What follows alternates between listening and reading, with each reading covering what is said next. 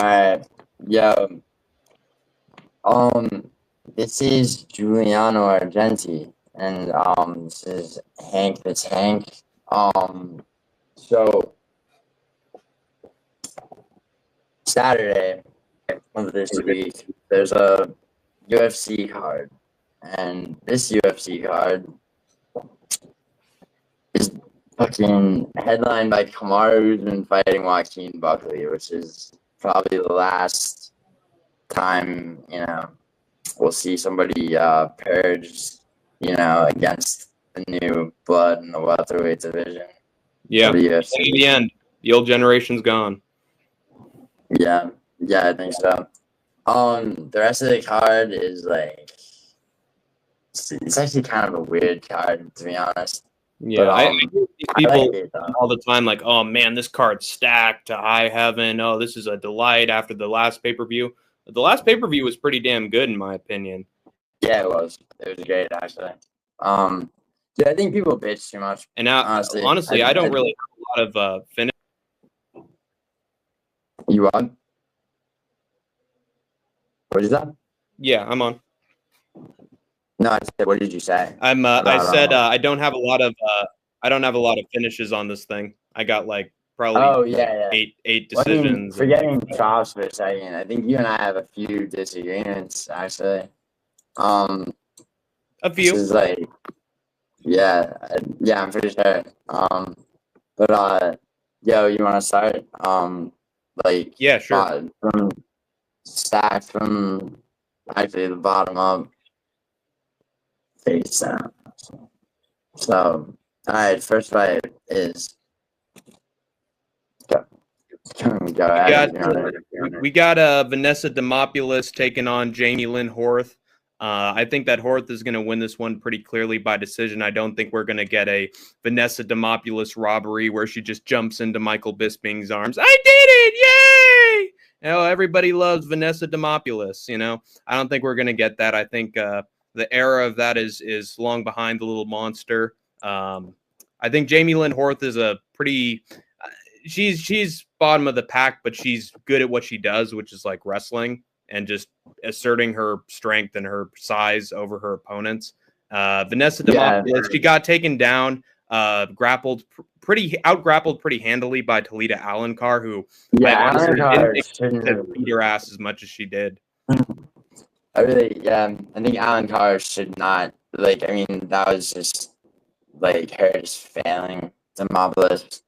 There's no reason she should have lost that fight. I mean, Jamie Lynn Horth is huge for huge is relative. 5'7" at flyweight, yeah. I see her just straight up overpowering Vanessa Demopoulos. If Alencar could do it, her grappling is just way better. She split decision against Petrovic, which should probably not have been split. I think didn't she lose to Juliana Miller recently? Ivana Petrovic? No, she lost to Miranda Maverick, who I think is No, I mean Ivana Petrovic lost to Juliana. Yeah, that was another fucking abomination. But Jamie Lynn Horth back in I remember this correctly. She had this LFA fight. She was 2021, but she was all finishes until she entered the fucking UFC, which is that's always how it is the story of a lot of people. They're big time finishers, and then once they get into the UFC, it's just split decision. All the finishing. I realized that I let myself be.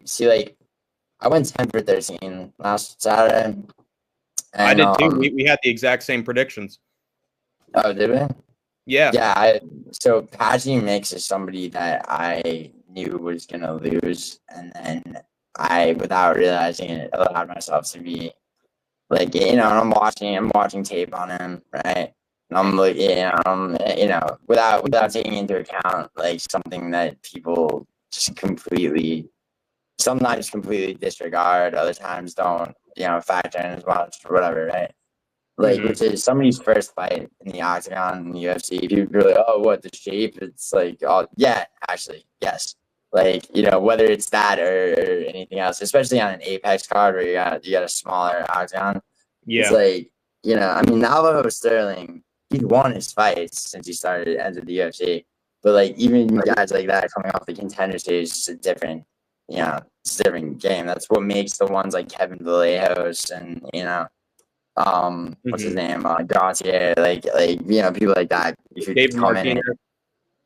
Yeah, and Del Valle too. Yadir Duvall. I was surprised that he got a finish so quickly. He did really well in that fight. Yeah, I saw him doing it. That was the card I swept. I did not see Gabe Green getting his finish, but it happens. But anyway, dude, yeah, I have points too. I mean, I don't see Vanessa Demopoulos winning a fight, and not in the UFC anyway. I mean, she's not in the year of our Lord 2025. She's headed for PFL, as I said. I mean, she's just like, she's completely defenseless against, somebody who just pushes any kind of pace on her. Yeah. She was ready to enter the GFL. She had the Gianni the Greek connection there, but unfortunately didn't work out for her. Oh my God, dude, that's it. Like, he's on my chopping block, but anyway. Demopoulos also has a comically small reach. Anytime I look at a tail, the table is 59 inches. Yeah, makes it miraculous that she's had so many decisions go her way. I mean, has she really though? Not so many, but enough where you're just like, why is this happening? I mean, the Emily Ducote. I mean, yeah. And then Barada after that. She's acted relatively. Yeah. Yeah, but anyway, I mean, Horth wins this fight by by being the less mediocre. Yeah. We should move up the card. Nice fight. This is weird. This fight's strange to figure out. Yeah. We have Phil Rowe taking on Angelusa, and Angelusa, I've heard from different predictors, like, he looks pretty decent early on unless he's fighting Brian Battle, and then over time he starts to slow down and the pace starts to get slow and he starts to lose, the accuracy of his striking and his game gets way less technical, and then you actually got a shot at beating him as the fight goes on. Gabriel Bonfim, like, I from what I recall, that fight really didn't involve a lot of wrestling at all. It was just like back and forth on the feet they went, and like Bonfim sort of barely outpointed Angelusa and won a decision. It was it's interesting because Gabriel Bonfim stubbed Chaos Williams, but styles make fights. It all depends on the opponent sometimes. I mean, I don't know if, I'm trying, like, remembering that fight. I mean, it was a really boring affair. Yeah, I mean, for sure. But I'm trying to think of Angelusa even had a round. I mean, beating Reese McKee was, that's probably his best win. And like AJ Fletcher before that. Yeah, definitely. I think though, why I'm gonna have to go with Angelusa is that Phil Rowe. He's 10-5 and Angelusa's 10-4. You can't go by their WMMS records, but dude, it's the Phil Rowe has knockout power, but he hasn't. He hasn't won a fight to knock out. The people he's knocked out are you got Nico Price is the most impressive, bottom level. Yeah, it's very he lost to Gabe Green, which is rough. At some point, Dave Matthews beat him most recently, a year ago. He's got, he just the thing about Phil Rowe.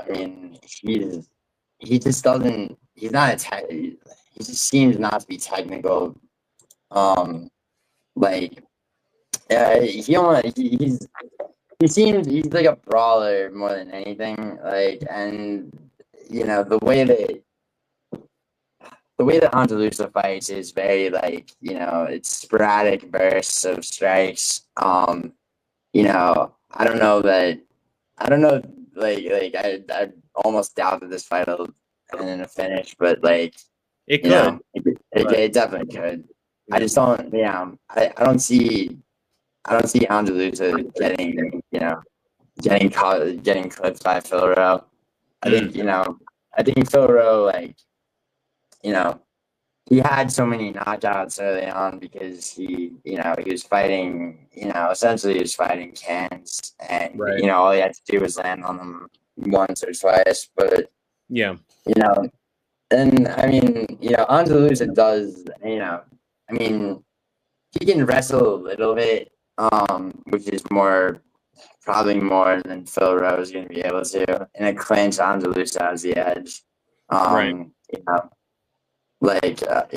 He could take Phil Rowe to the ground if he wanted to, if he had to, if he had to stall out around, Right. which I don't endorse.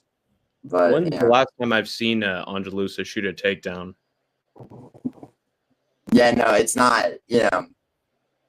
It's not something he would normally do. But if he, If he needed to, I mean, Phil Rowe's not a sturdy fighter either. Neil Magny did, what he tries to do all the time, which is just rush someone against the cage and take them to the ground. Yeah, that was a weird fight. It honestly felt like they were just mirrors of each other in that fight. They were literally the exact same height with the exact same reach, and they were doing the exact same form of offense against each other. That's why it was like a split, because both guys weren't doing anything that impressive. Yeah, I mean, Phil Rowe landed a takedown. I mean, they both had I think, they had a dominant round each, and then it was that was and that's a wash, Magny too. Right. Jake Matthews fought or something. Oh no, that was Mike Malott. Mike Malott was his last win, right? What? Magny? Neil Magny. Yeah. No. He fraud checked him a lot. Then he got finished in the first round, first by Carlos Protest, and then by Michael Morales. Right. I'm saying Malott was his last win. Oh, it was Malott. Yeah. I'm sorry. Yeah. No, yeah. Dude, Neil Magny used to be good, dude. People forget, man. Yeah. I bro. Anytime it's I have to stop myself and just go people, and then there'll be a plot, and I'll just be a lot of people don't know, or people don't remember. It's Neil Magny's made of mahogany. He's a marauder. Who said that? It's all Guru's impression of Joe Roganisms, basically. He's an absolute savage. He's a ninja. All that stuff. Dude, so all right, so listen, the thing with Guru and Rogan is so I watched Guru's recap video of 316, and he was if you don't remember on 316 what's his name he was decimating the leg of it was the first fight Medeiros. He was taking apart the dude's leg was it was agony to the touch by the second round, and and Guru's oh, I bet Joe Rogan loved this fight, and it's just dude, honestly, it's Rogan's commentary is better than most. It isn't too bad. I mean, good analyst. I mean, and it's if you ever train fucking Muay Thai specifically, but kickbox, any kind of kickbox training, do you know how much fucking an unchecked calf kick hurts? It's incomprehensibly painful. That's why. I've had friends tell me stories about buddies of theirs who were being assholes, and they challenged them to a fight in the backyard. And one of my buddies kicked this dude in the leg, and he instantly went down. Just a couple kicks, and he was just on the ground wailing in pain. Dude, one of the it was Markel Medeiros, by the way. It wasn't Gutierrez. It was Markel Medeiros. No, I said Medeiros. Yeah. Oh, okay. I Yeah. thought you said Chris Gutierrez. Whoops. No. Chris Oh, Gutierrez, like this.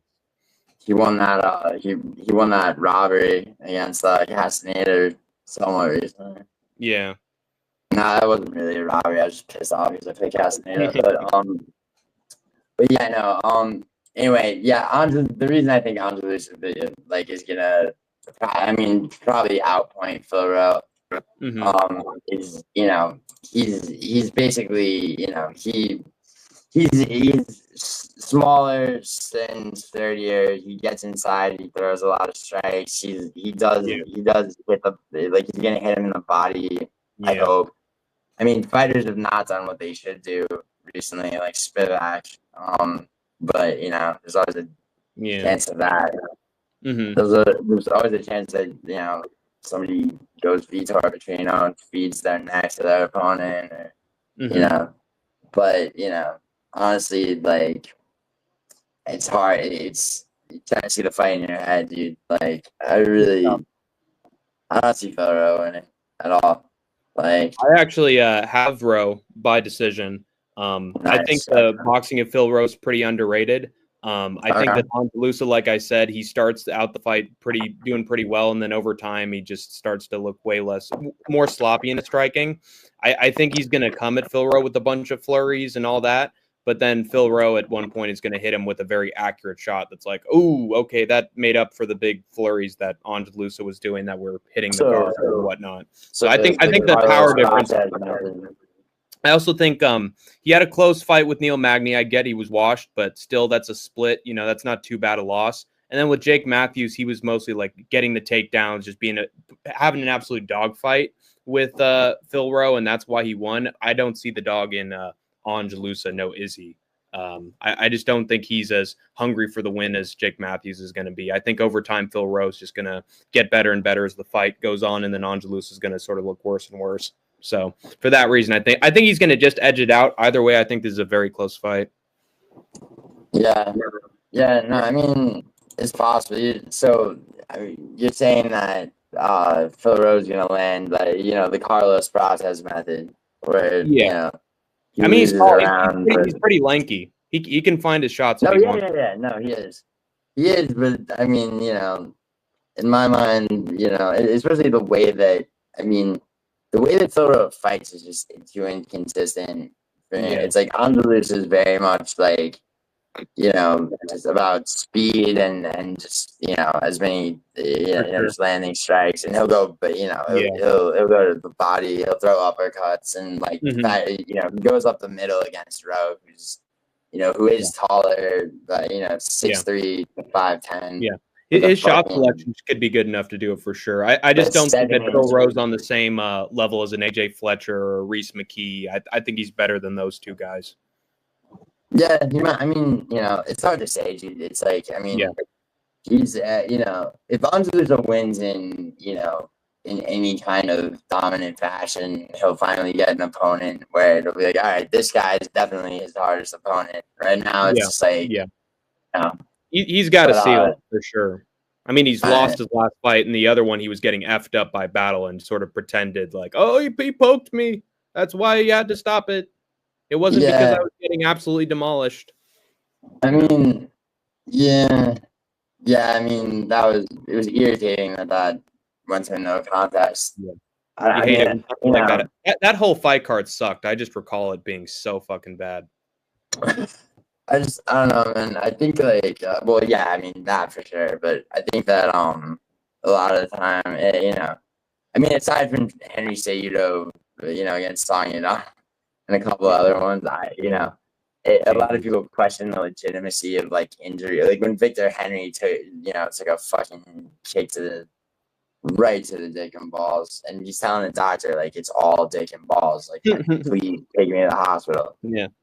And the doctor's arguing with him. It's like, bro, people have a hard time having sympathy for subjective physical pain when I'll never have sympathy for Cody Brundage, that's for sure.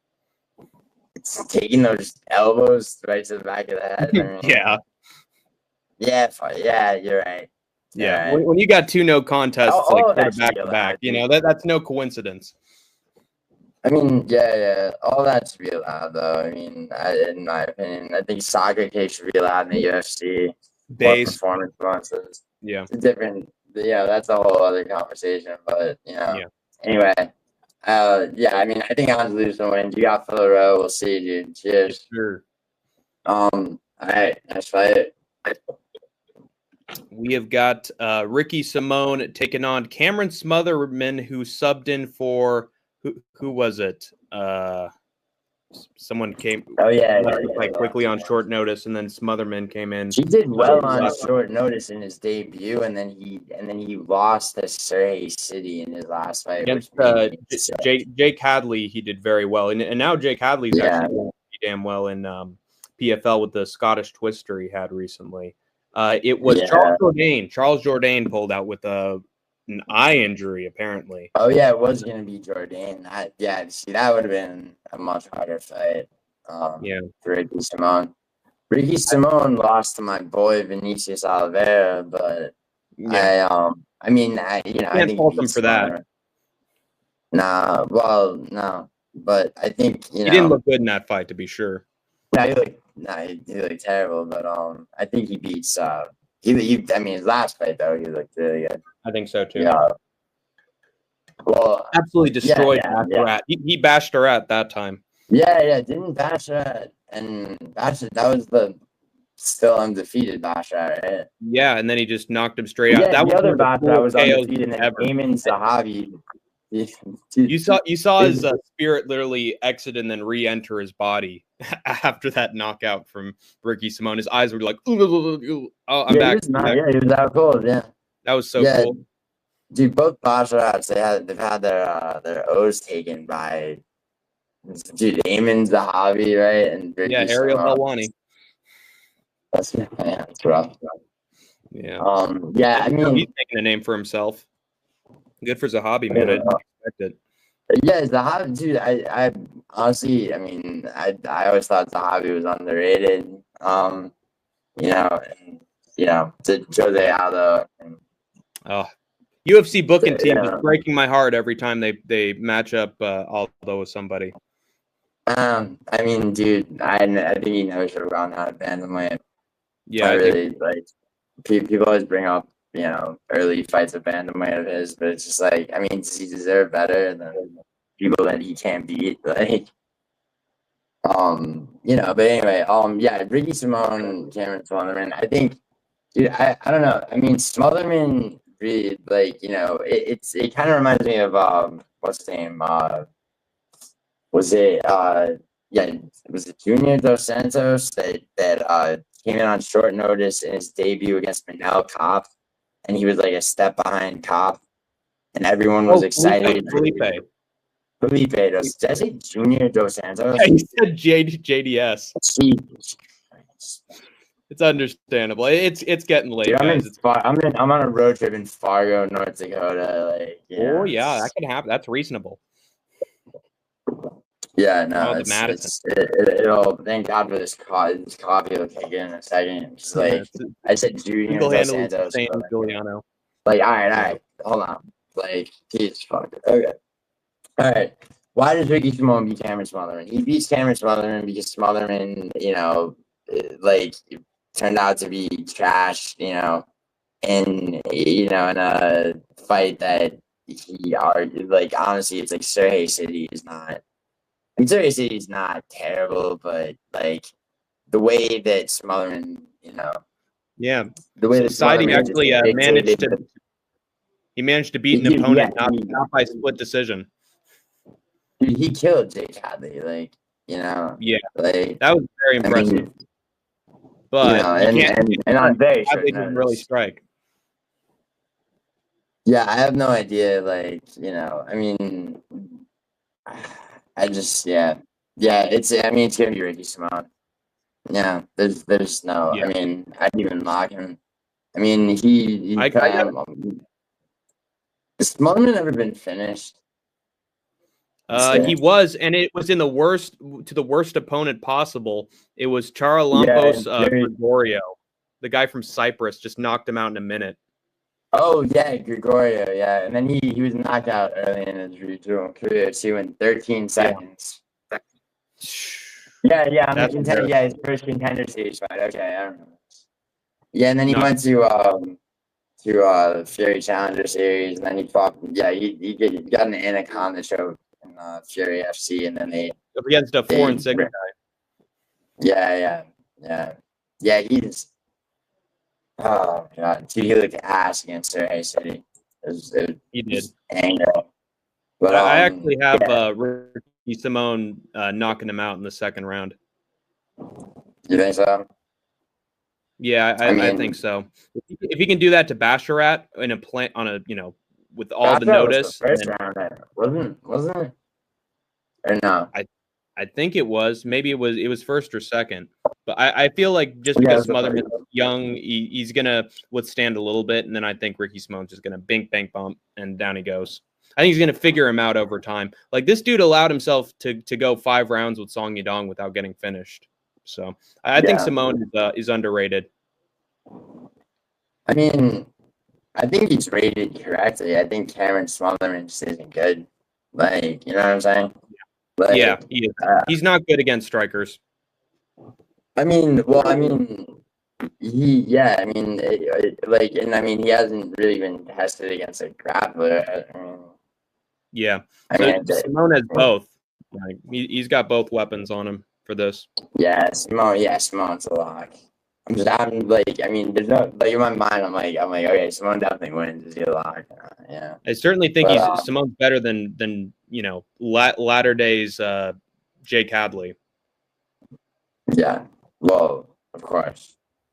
Yeah. But yeah, dude, Simone, yeah, so I mean, yeah, Simone has endless, ability yeah, Terrence Summer's father. All right, so Simone, you're saying Simone. All right, so the Mhm. next fight is Cody Durden versus Jose Ochoa. This is a weird, this fight's weird to me, but I mean, do you want to go first? Because I mean, I'm taking Sure. Cody Durden out of, you know, out of what's, you know, a more complete, knowledge, just by way of him having had more fights, and his strengths and weaknesses being known. Mhm. Um, versus Ochoa, just, I mean, I mean, Cody Durden he gave Joshua Van trouble. And I mean, if you want to do some shitty MMA math, like fly Bruno Silva, who Van just styled on, finished Durden. Well, I'd actually say that Joshua Van was sort of kicking Durden's butt for most of that thing. Yeah, no, It no, was a towards bloody the mess end, by but the end of it. Durden definitely, made him. I think Durden had a round against him, or arguably at least, Maybe, but you got to understand that everybody has a round against Joshua Van early on, and then over time he just gets better and better, like Peter Yan. Not, I mean, with every fight, he's definitely improving. My point, though, For is sure. that Yeah. Cody Durden is, I mean, I mean, he does make adjustments. He's not a good striker, but I Mhm. mean, Jose Ochoa is just like, Yeah. I mean, there's nothing in any of his fights, man. I mean, also, I mean, there's a submission threat that, True. like, does Ochoa have anything for that? I mean, He submitted a 5-0 guy with an anaconda choke like a year ago. in what though?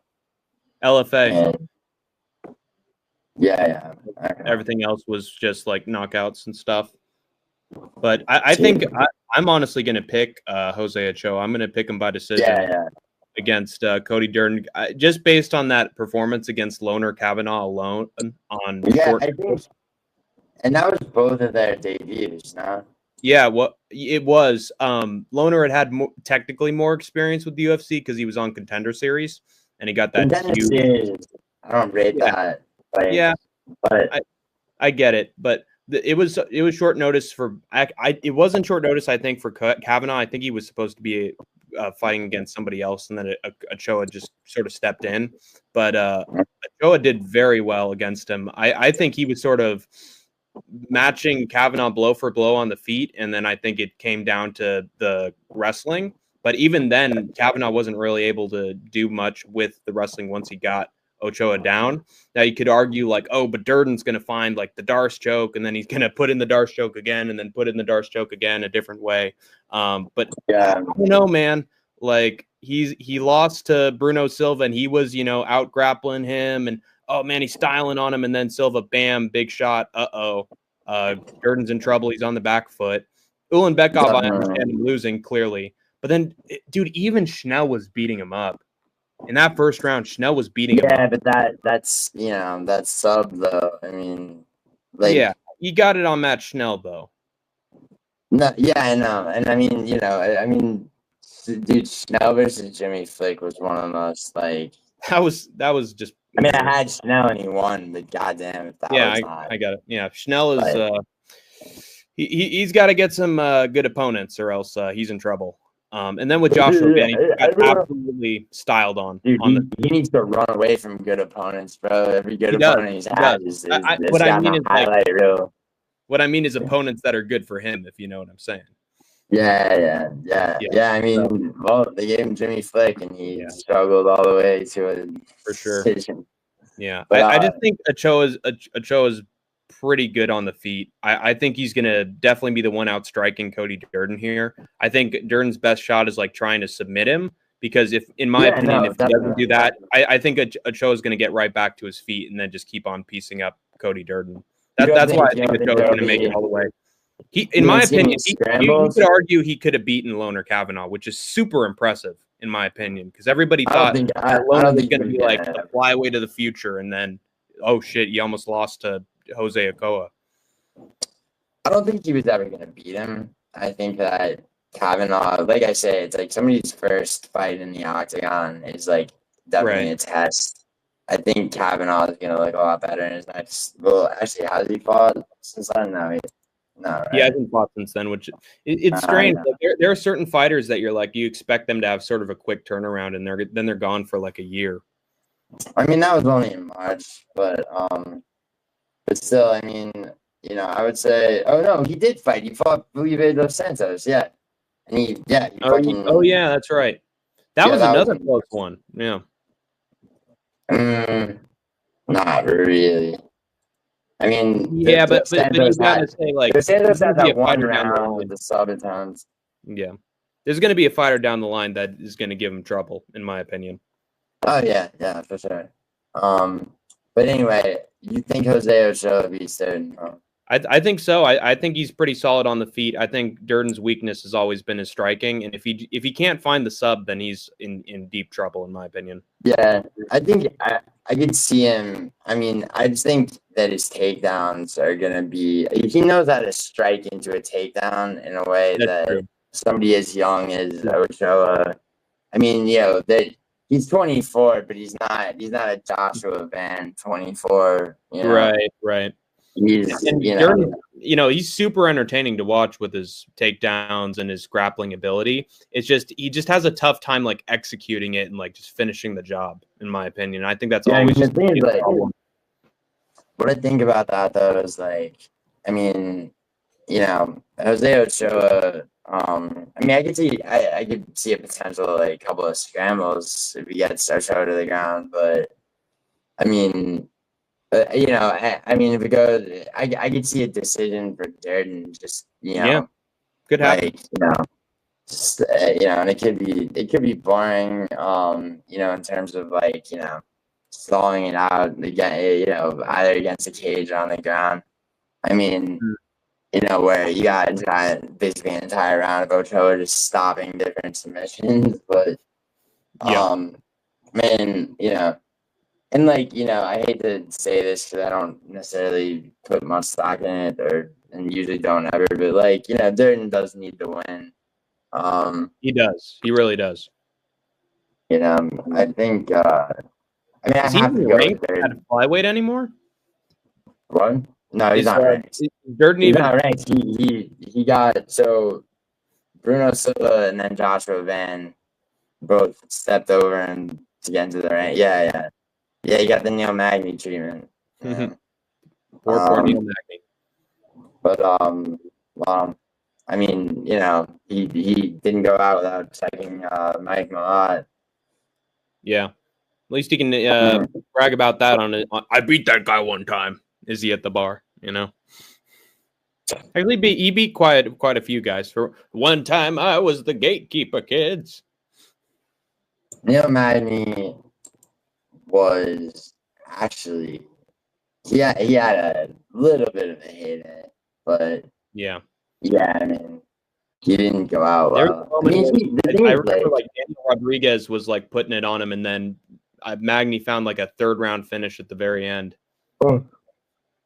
Yeah, dude. He used to be, he used to be definitely more formidable. I mean, doesn't he still have the record number of wins for welterweight or something? I think, yeah, he does. Yeah, so he can hang his hat on that. That'll be broken by Shavkat for sure. Anyway, though, yeah, I'm taking Cody Durden. You're gonna go. Hank is going with Ochoa. Should be fun regardless. So put your money on Durden. So, all right, dude. I'm the D-Gen parlay for this predictions video. Well, I mean, Durden's not a lock for sure. Yeah. But I mean, I just think that he's gonna have a game plan going into this. He's gonna be very careful, and as soon as he has an opportunity to, he's gonna try to get into the ground. Yeah. I think we're gonna have a good amount of agreements from here on out. Well, definitely not on this next fight, which is incredibly difficult to call. Almost impossible. Total fucking coin toss. Malcolm Wellmaker versus Chris fucking Giuliano. Malcolm Wellmaker. It's not a question of whether he wins. It's a question of will the line move down from minus 2,500? Right. Yeah, no. Wellmaker after. A lot of people come in and look amazing in their debuts, and then go on to not just the way he beat Cameron Simon, right? Incredible. Yeah, and Simon, dude, Cameron Simon, maybe he's washed, but that's so sad to even think about, given he's like 23, 24 years old. It happens, man. Yeah. Well, you think about who he's lost to. Christian Rodriguez, Peyton Talbot, Wellmaker. Those aren't terrible losses. Those will be prospects for sure. But he's just been given a bad hand over and over again. Yeah, but he had potential to, the Talbot fight was, that it's which one of these guys is the guy, and then Talbot got checked by Marcellus, but nobody's the guy at bantamweight except Merab. Dude, Merab beats everybody. Yeah, kill everybody, brother. He's the real Kamzat. Dude, the fact that I don't care about tangents, by the way. My prediction video, so the fact that Merab was he had this. He waited for Aldo not to have the belt anymore. He waited for O'Malley's layup first title defense. Comes in, he dominates O'Malley. Yes, in the first fight, he did dominate O'Malley. Yeah, in the first fight, the first mid-fight kiss in UFC history. Then he's got 4 months to prepare for arguably the only person in the division that's a threat to him. And wins, and then and then gets his first sub against O'Malley in a rematch. Yeah, he just gets better and better, man. Dude, I don't know if it's even that. I think he's always been capable of things that we just haven't seen yet. I think mean, that Henry Cejudo fight made me doubt him a little bit because he got cracked by Henry in the first round. But bro, he almost got finished by Marlon Moraes, and then he turns around and he's like, all right, yeah, like, that was insane. I don't know how he came back from that. he can't. Not only did he come back from that, he knocked him out in the second round. I think Moraes He is the is machine. like, He is the machine. dude, Merab is just like a guy who's like, all right, like, you want to finish in this fight that badly? Like, I'll give it to you. Like, Yeah. you know, Yeah. it's just, All it's, right, fine. yeah. I'll do it, but only because you asked for it. I didn't want to. I wanted to 50-45 you know. But okay. Dude, just the way that he played, like, he plays with, like he carried Henry Cejudo over his shoulder. Like, I like love it when he does that. there's, I mean, tussling O'Malley's hair and, like, it's just all this. Yeah. Messing with them. But All right, you two. But anyway, so speaking of that weight class, so Chris Mutino, who's definitely on a title run coming out of Combat Zone and then Cage Titans. He's got, he got a bunch of finishes in promotions that, now he was in the UFC in 2021 and 2022. Got knocked out both times, both of those fights. No third fight. He was cut in 2022. He didn't fight again for a year. Wound up in Combat Zone. And he's had all finishes since then. 2 subs, 3 CKOs. But I mean, he lost to Sean O'Malley in the UFC. Yeah. Very, very memorable. When I think of Sean O'Malley, I think of that fight of just that green-haired guy getting beaten up over and over and over and over again. Oh, yeah. Yeah, I mean, it took him till, like, less than 30 seconds in the third round. But then Guido Canetti knocked him out in the first round. That's not great. Fight. Yeah, he That's hasn't what tells performed me well. that Malcolm Wellmaker is going to knock him out in the first round. Malcolm Wellmaker is definitely, I mean, I don't normally like to mix, like, betting, anything to do with betting into a prediction video. That's why I have betting videos after that. But I mean, Wellmaker by first round knockout is definitely not plus money. Yeah, I mean, it's like, how else would this go? I mean, what is Nutino gonna do? Like, what is he gonna do? He's gonna try what that guy, I think Vincent Morales is gonna try to do. Like, oh, I'm gonna try to take him down and do some weird submission on him, and then it's not gonna work. And then Wellmaker is just gonna knock him out like that. Yeah. I don't. I feel like if he gets close to Wellmaker, it's just like. I mean, but you know what? The death touch. Dude, what an upset though. Yeah, I don't know if I'm rooting for Chris, but if he won, like, I wouldn't be sad at all. I'd be like very happy for him. I'd be sad. I'm logging Wellmaker. I mean, Yeah. Well, obviously, you'd be. I mean, I'd be sad. I'd be sad for. I'd feel all kinds of negative emotions. He'd go into a deep depression. A scoop of ice cream in the shower. No, I feel negative emotions in the moment during a fight and screaming, and then I'd be, and then it's online blackjack, right? No, fucking not. Oh, no, dude. Someone started that fucking. No, dude. Like, I mean, online blackjack is, I mean, not that I'm not, the king of blackjack in general, but the whatever rumor, I guess I'll call it. Yeah. That, like, if I'm playing blackjack, it's because I'm down for something. Usually, actually, because I'm trying to get my my winnings after a card up to a squared off number, so that exactly. When I request a payout. Yeah. What?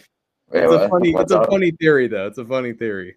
Yeah, no, for sure. You know what? Actually, I'm lying my fucking ass off. I can't help myself.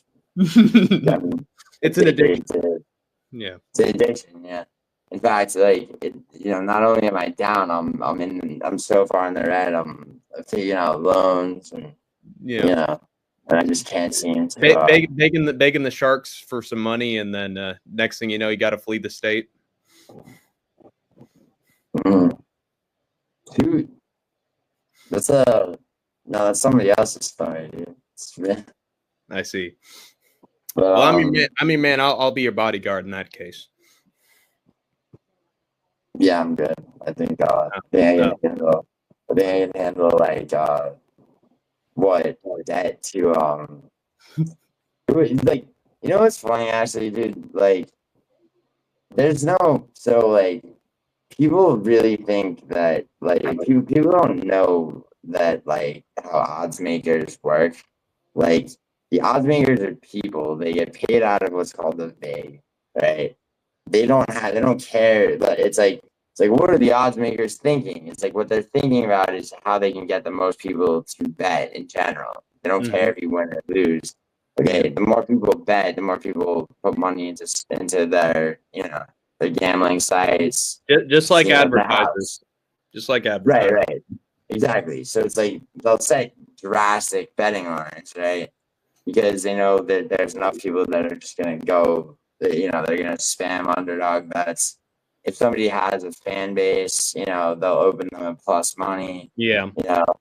Like things like that. YouTubers and bettors and professional gamblers who tried to make their viewers bite the hook on a bunch of underdogs for no reason. Well, I mean, dude, I'm sorry to say to people who are fans of Lucrative James or Angela from We Want Picks or like or anyone anybody who sells picks, talks about prop bets, just fails you consistently. Matty Bets is one. There's no professional gambler on MMA YouTube besides me. That's just the facts. Like, leave your comments below. Like, please press me on that. But I mean, if you know, you know. But anyway, dude, Malcolm Lawmaker. Yeah. I mean, do we even need to? He's gonna cut a rug all over Mattoon. I already forgot his name. Chris Matino's corpse. Yeah, I'll always remember the Guru quote when O'Malley knocked out Aljo. Matinho did better. Matinho did better than Aljamain Sterling. I mean, technically, mean shit now. I mean, dude, yeah, but like, I mean, it's like it's like saying that Cheeto did better. Poor Aljo. Cheeto did better than Marab. Like, did he though? Like, from bantamweight goat to Matinho did better. Well, yeah. So Chris Matino's gonna die. Poor guy. That green hair is going red. It's red in the picture. Huh. Is it green now? It was green before. Okay. So he can disguise the blood. Got it. Yeah. Didn't someone actually? Was it Elvis Brenner that like dyed his hair red? No, he dyed it like pure white. He looked like an old man at like 20 years old. No, he had it white for a while, but I think it was red in the Alvarez fight. It was like pinkish red though. Yeah. And I think Aram cut him on like the very top of his head. It looked like his whole skull was like split open. And then he just comes back and knocks out Graham. That was such a cool fight. Yeah. But Alvarez finishing him and then Oralby beating him. And then Oralby rising from the dead in the third round of that Rebecca fight and then getting robbed. But still Oralby though. Yeah.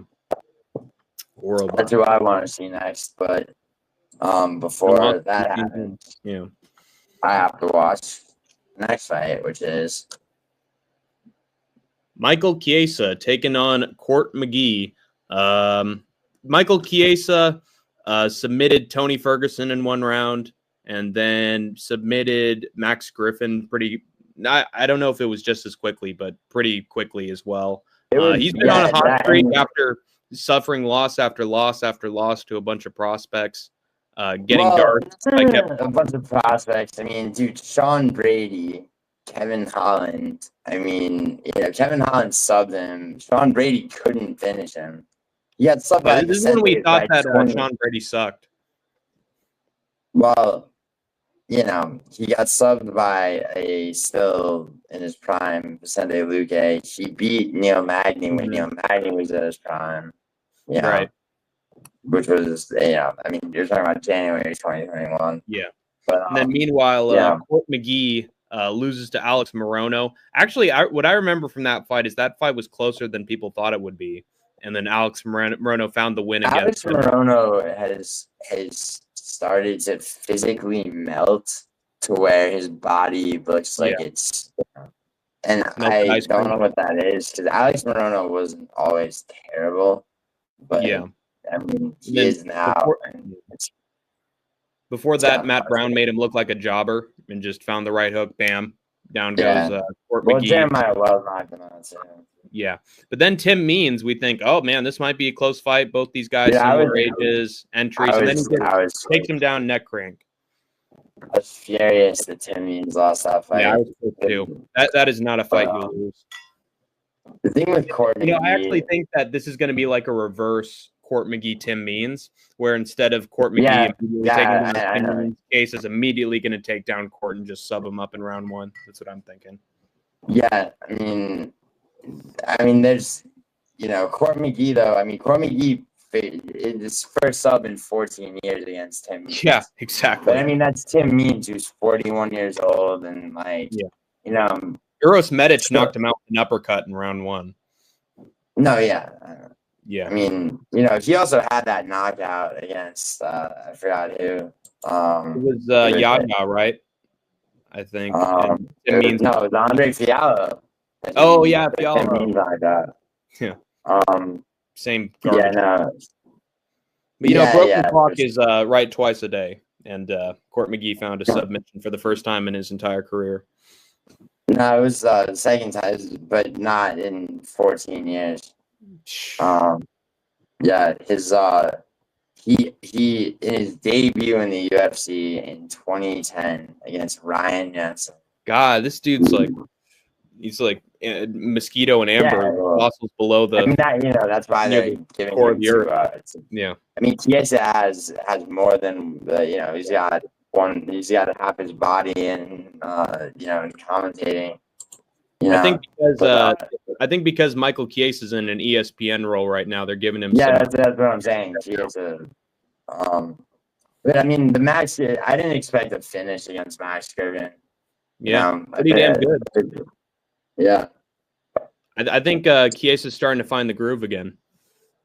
I mean, yeah, and it's like, how much longer is he gonna fight? But at the same time, Court McGee, who's even older, is like, I mean, it's like, yeah, he got a win over Tim Means, who was like 42.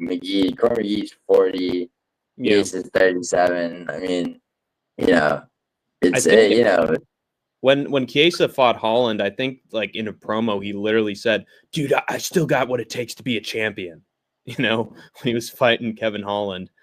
I don't know if he still has that mentality or not. If it's an easy paycheck. The Anthony Smith delusion. Yes, exactly, dude.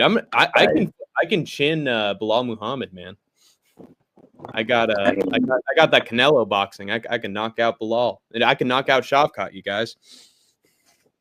I mean, bro, yeah, dude, That'd be if Michael Chiesa said that. Yeah, no, dude, people say a lot of dumb shit, but there are a couple of. I mean, Jamal Hill is probably eating his fucking dumbass words more than anything, but you can't. How do you not love him? He's probably eating some fatty food right now. Jamal Hill. Yeah. I mean, I think he loses to Roundtree. I mean, Jamal Hill had, by the time Govic share lasted a long time. Yeah. Dude, Khalil Roundtree is absolutely explosive, dude. He's going to time a strike perfect on Roundtree. Put prey on the ground. And, Yeah, I think. But anyway, back to this card. Yeah, I think Chiesa subs Court McGee. I mean, there's no reason for him to stand and strike. Yeah, no way. He's gonna like lean against Court McGee on the fence and then drags him down. He's got him. Yeah, I think he could take. I think he could just get a takedown straight up. Yeah, Like, if he wanted to. Yeah. I mean, I don't know. I don't know how. When I say I don't know, by the way, I mean I don't know how Chiesa exactly wins. Probably almost certainly by sub, but he's gonna beat Cormier. Cormier's got Cormier. He'll lose this fight, and he'll probably fight maybe he's the next guy to fight Tony Ferguson. Is Ferguson officially retired yet? Probably not, right? He still wants to fight Dylan Danis. And, I don't know where the heck that's going to be, but yeah. Is he gone? He's cut from the UFC now. It's always Tony time, Giuliano. It's always Tony time.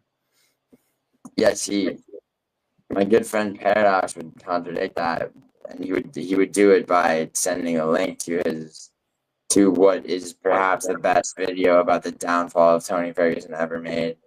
It's not Tony time by Paradox. He's eating tiramisu on Tuesdays. Huh? He's eating tiramisu on Tuesdays. That's what Ferguson said of Khabib. But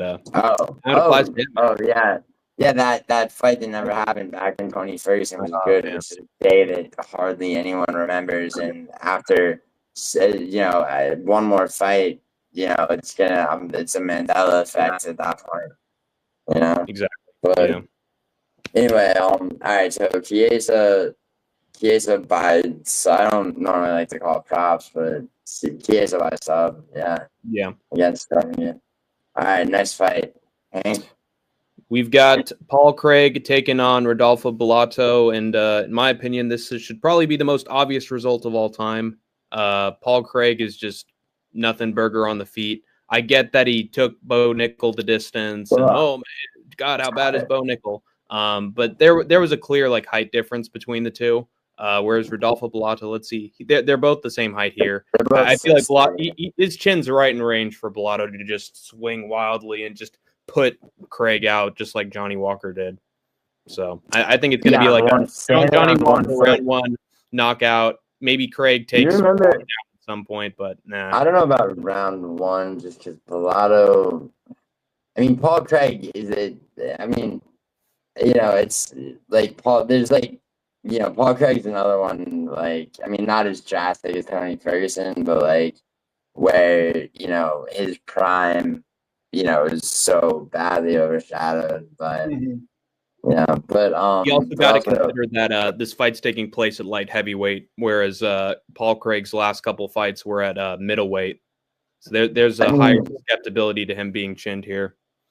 Yeah, I mean, dude, Johnny Walker threw a kick that Craig caught, and then standing on like a flamingo on one foot, Johnny Walker just hook. It was like he has some of the funniest KOs and him being KO'd ever. Dude, Johnny Walker, that was one of Johnny Walker's most impressive finishes. I don't know what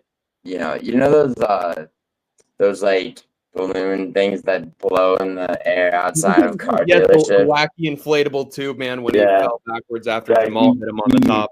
Speeds highlight real chaos to other fighters. I wish Mirzakhanov would have fought, gotten a fight in him. Mirzakhanov was a ranked opponent immediately.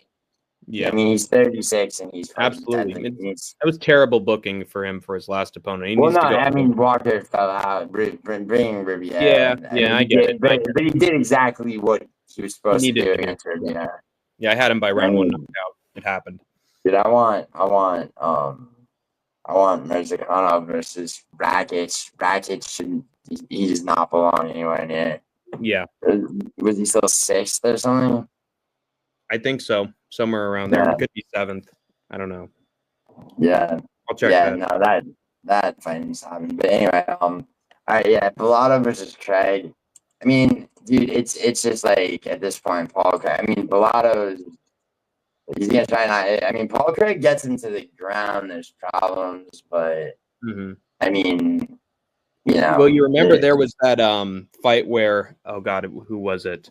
I think it was Ihor Potieria, like had him down on the ground and he was beating him up, and we're like, oh my god, this fight's gonna stop. Bellato's gonna find a way to lose to Ihor Potieria, and he survived for like 2 or 3 minutes and then just came right back and knocked him out.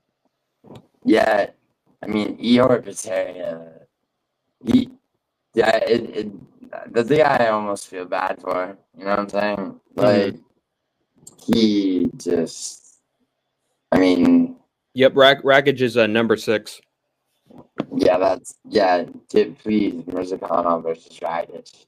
Mirzakhanov will kill him. Europe and Potieria. I mean, the separations in the Cesar Almeida fight were just it was just corruption.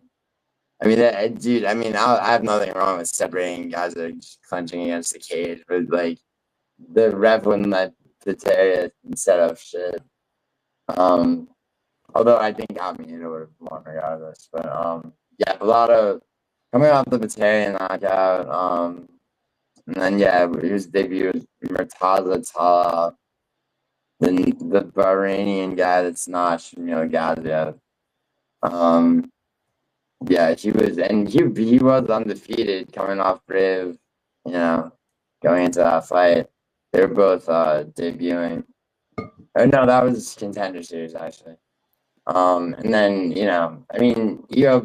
going back to the 2 LFA fights that Bellato had before the UFC. Those are both grappling. I mean, the triangle choke. So I did rewatch a couple of his regional fights. He did get knocked out by Vitor Vitrino a long time ago, but not too bad. Nah, I mean, yeah. I mean, he hasn't looked great since, but he was a knockout machine back then. The thing that makes me extra certain that Bellato is going to be he's going to be fine, even if Craig is letting him on the ground, or his 2 submissions in LFA.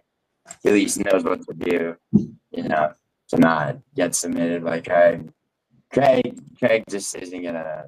I mean, striking wise, Craig is completely doomed. Docile. He can't throw a punch to save his life. And I don't think he gets Bellato to the ground. I just don't think it happens. Usually he's winning the fight, on bottom with his triangle choke that he throws up. The only time he really beat someone on top was who was it? I think it was. He takes people down to. He takes people down. Andre Moniz. Yeah, I mean that's his most recent one, but I'm trying to think of the fight where Paul Craig to take somebody to the ground allows them to reverse the takedown mid mid falling to the ground, so that basically the guy's in his guard. Fuck, what fight was that? Can't remember. Also, the only guy to beat Jamal Hill, he beat Ankalaev. That Ankalaev submission was insane. In the last second of the fight. Yeah, you're never going to be able to repeat that again. Yeah, I mean, he'll always have that, to tell anyone that will listen when he's, I beat that guy one time. There's old Lizzie at the bar. Walking the streets of Glasgow, Scotland, Let me tell you about a little story, laddie. There was this big-haired bloke. No, dude, you got to do a Scottish. See, Scottish accent is the ugliest accent that the English language is spoken in. It's gargling marbles. Like, it's like, well, Uncle Life, Didney is like Didney. Didney is like, but it's like, you ever read the Book of Trainspotting where it's like written in phonetic Scottish? So you have to literally. You have to play it translated to the movie well, that's for sure. Yeah, they cut out a lot of stuff for certain characters. The film is fucking. That's one of the greatest films ever. But anyway, but sadly, Paul Craig won't be representing Scotland the way that the film Trainspotting does. Rodolfo Bellato, like he's dude, maybe Bellato's. A draw against that draw that That's embarrassing. it's not. Honestly, it pissed me off. I would have rather he lost. Crude has a tendency to find draws with guys who should be absolutely smoking him, like with Alonzo Menifield. Alonzo Menifield, another man on this card. So yeah, let's get there. All right. So thank you, Hank, for the transition. The MMA gods are telling us. Yeah, dude. Transitioning, man. Yeah. We got Alonzo Menifield taking on Umar Sy, and dude, Menifield. Yeah. Go ahead. Menifield honestly had a terrible performance against Julius Walker. He barely did anything. Almost lost. People were talking about how Julius Walker was going to finish him. Nope. Yeah. Nope. He found a way to get a decision there. But then Mirzakhanov shows him levels, knocks him out easy. And then before that, Olberg knocks him out because he pulled a Derek Brunson and rushed forward like an idiot. And that was a great game plan by Olberg. But also by Mirzakhanov. I think Mirzakhanov, you had him. Your order was off. So the Walker fight was most recent. And, yes. And that was that. It's another case of like somebody's first fight in the UFC being, but against Umar Sy. So Umar Sy is he's French but not really, Mm-hmm. So that matters to me. His debut was Will he surrender? He fought anyone who's fought in KSW, that's and he has an earlier fight in the Octagon. His KSW fights, especially the more recent one was both of them were definitely impressive, but his grappling at light heavyweight is crazy. Now against in his debut against Hugo Tokos, that he had to do just it was basically in one round it was the equivalent of like Sean Brady versus Gastelum, where it was just, it was establishing dominance until another man tapped. Hey, he managed to finish Tuco Tacos when Navajo Sterling couldn't. So, Sterling's the guy that went stagnant, and it's like I've blocked him in his fight since, and he's won. But now looking bad and wins is his specialty. Yeah. Now, okay, so Umar Sy, I was excited for his fight against Dawon Young, whichever order you want. Dawon Jung. Words in, who's not bad actually. And it was, he outstruck him. He didn't grapple. He shot. Well, let's see. He did land a takedown, at least one. But the grappling was minimal in that fight. And one thing to consider is that Carlos Olberg also wasn't able to finish Dawon Jung when they had their fight, and then what happened after that? He knocks out Alonzo Menifield immediately. Well, actually, Olberg did finish him with 10 seconds to spare. Yeah, 10 seconds to spare, but it was a long fight. And it was a sub, which is not necessarily Olberg's specialty. The thing is with Umar Sy, it's his second fight in the UFC. He outstruck him. He struck a guy who's more of a striker than anything. And also, the way he beat Hugo Targos, just unrelenting. Inside of a round. Yeah, just pounced on him. Yeah. So, just pounced on him quick. Yeah, Got him yeah, down. Easy as that. exactly. And the thing is, and he's huge, dude.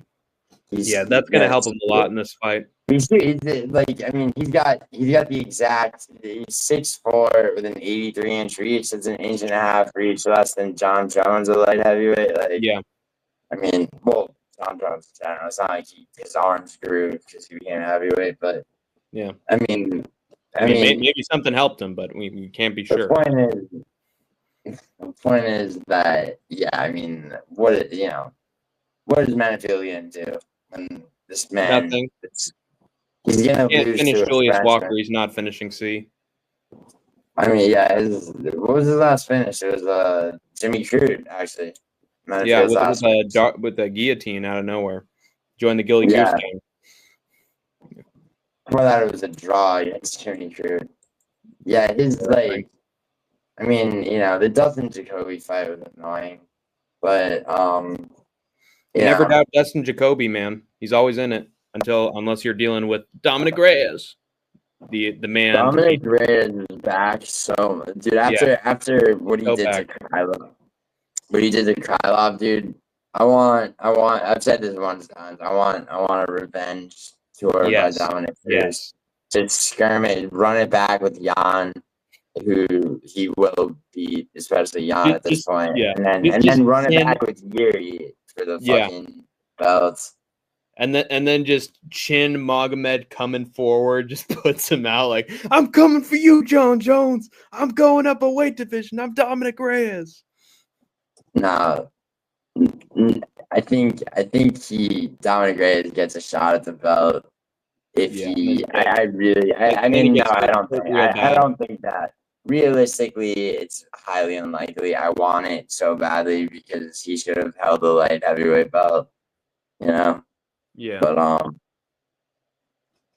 But yeah, no, dude. Injustice. I mean, this is what we get from the UFC. But then he issued rough justice to Anthony Smith. Yeah, except when a certain when a certain light heavyweight comes to town and he's scared to fight.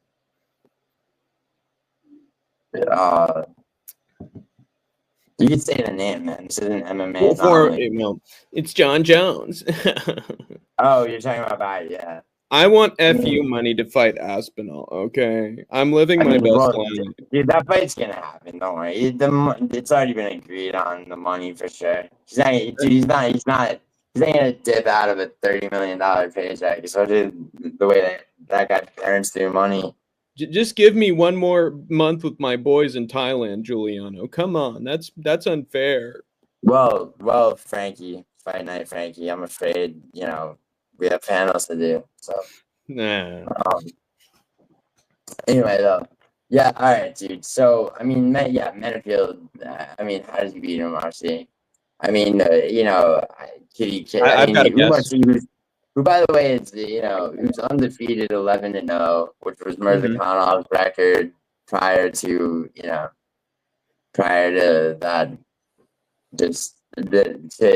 I want to say impressive, but it's like it's Brenton Riviera, so it's like yeah, you're doing your job, like Yeah. But I mean, nonetheless, though, Marcy's undefeated. She's fought in KSW twice against real opponents. Like, I mean, Enrique de Silva, who he subbed in a round, I remember was not as good. Oh, no, he was much better actually than the first opponent he fought. Yeah. Marcy, and then what was KF 1? If I watched this fight, 22-13 opponent that he fought was old Brazilian dude that he fought in KOF, King of Fighters. I'll watch that fight just for the hell of it, probably. But I've seen his KSW fights. He had that earlier one that he won by TKO first round. Right. Yeah. I think C's going to knock him out in the second round. I think he's going to sub him, dude. Yeah, could happen.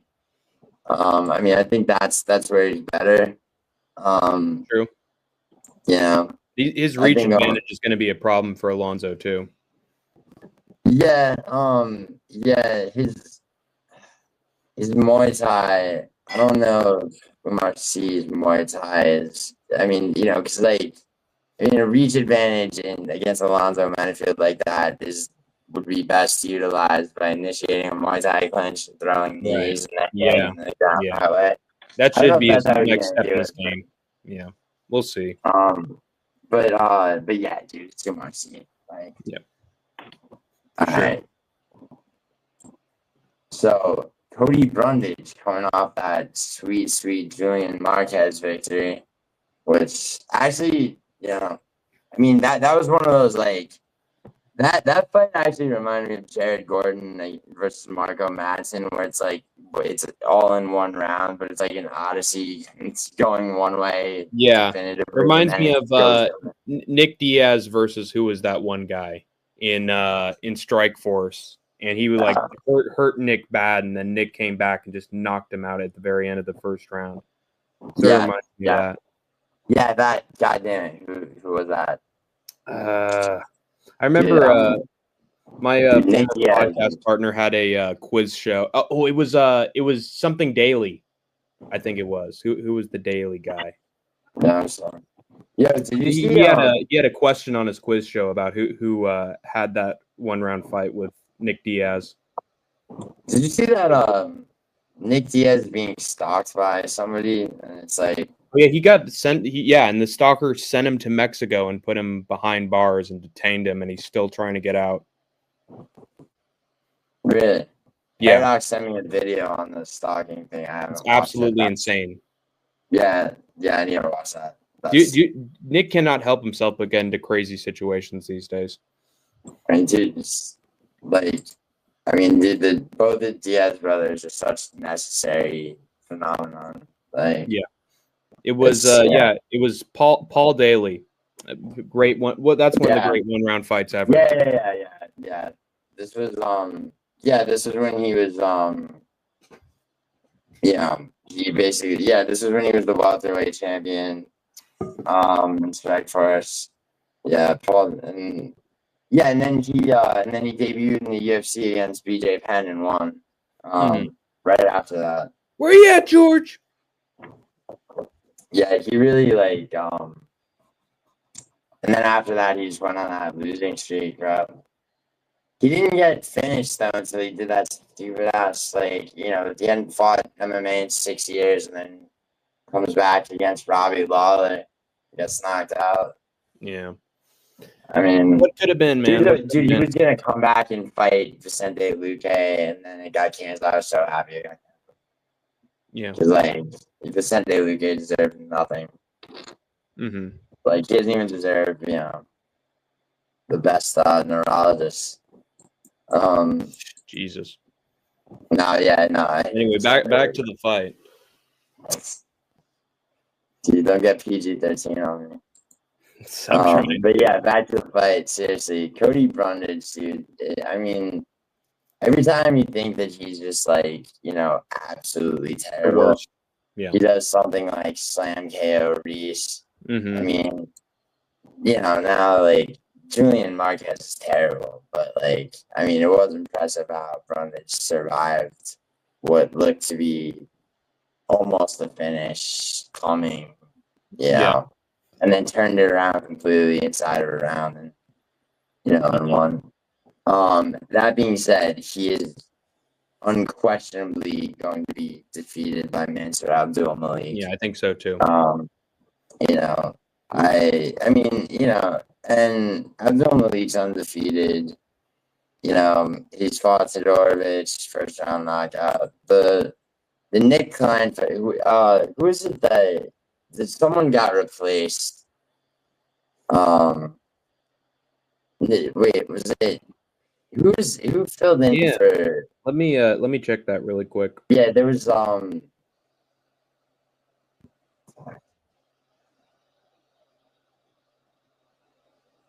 because I remember one of them was a replacement for someone. It was Antonio Tricoli. It was Broccoli. Antonio Tricoli. Oh yeah, and Malik said after he beat Klein that he called Tricoli out for. Yeah. Dude, That is the worst of Antonio the worst you Tricoli. could give in Malik. Dude, Tricoli filed. Dude, Tricoli tried to sue him. This video could potentially get shadow banned for you bringing that up, but like that's No, that really happened. Antonio Tricoli, man. Yeah. What a guy. What a guy. Antonio Tricoli. He's he's gonna be in a cell calling Mackenzie Dern like after broken up. I'm sorry, bail me out. He's headed for he's not even headed for PFL, dude. He's just he's headed for like Folsom Prison or something. They're like attacking her ex-husband. It's like why You're going down a rabbit hole right now, dude. If you've ever, if you probably will never get a video shadow ban, which is not a bad thing, bro. Trust me. Yeah, it's actually very good for you. Yeah, it is.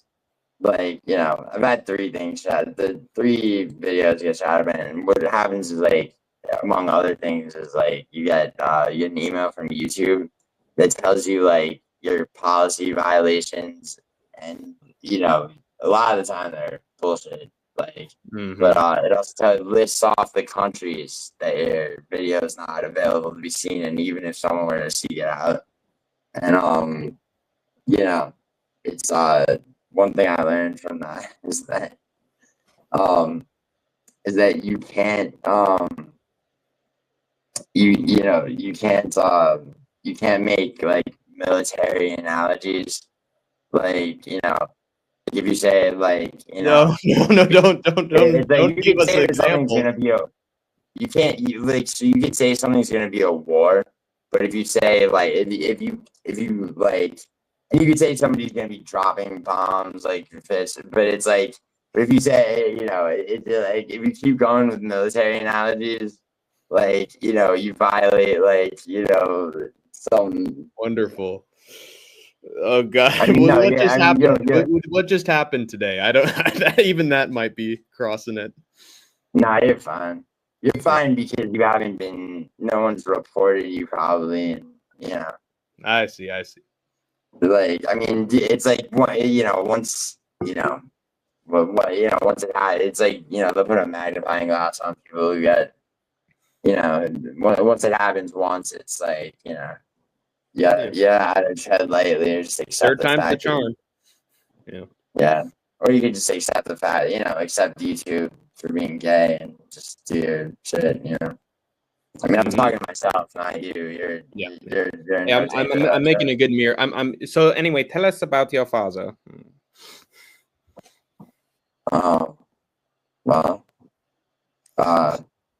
he would don't have to answer that question. He would probably take in this next fight between Cody Garbrandt. That's a smooth transition, right? That was good. That was good.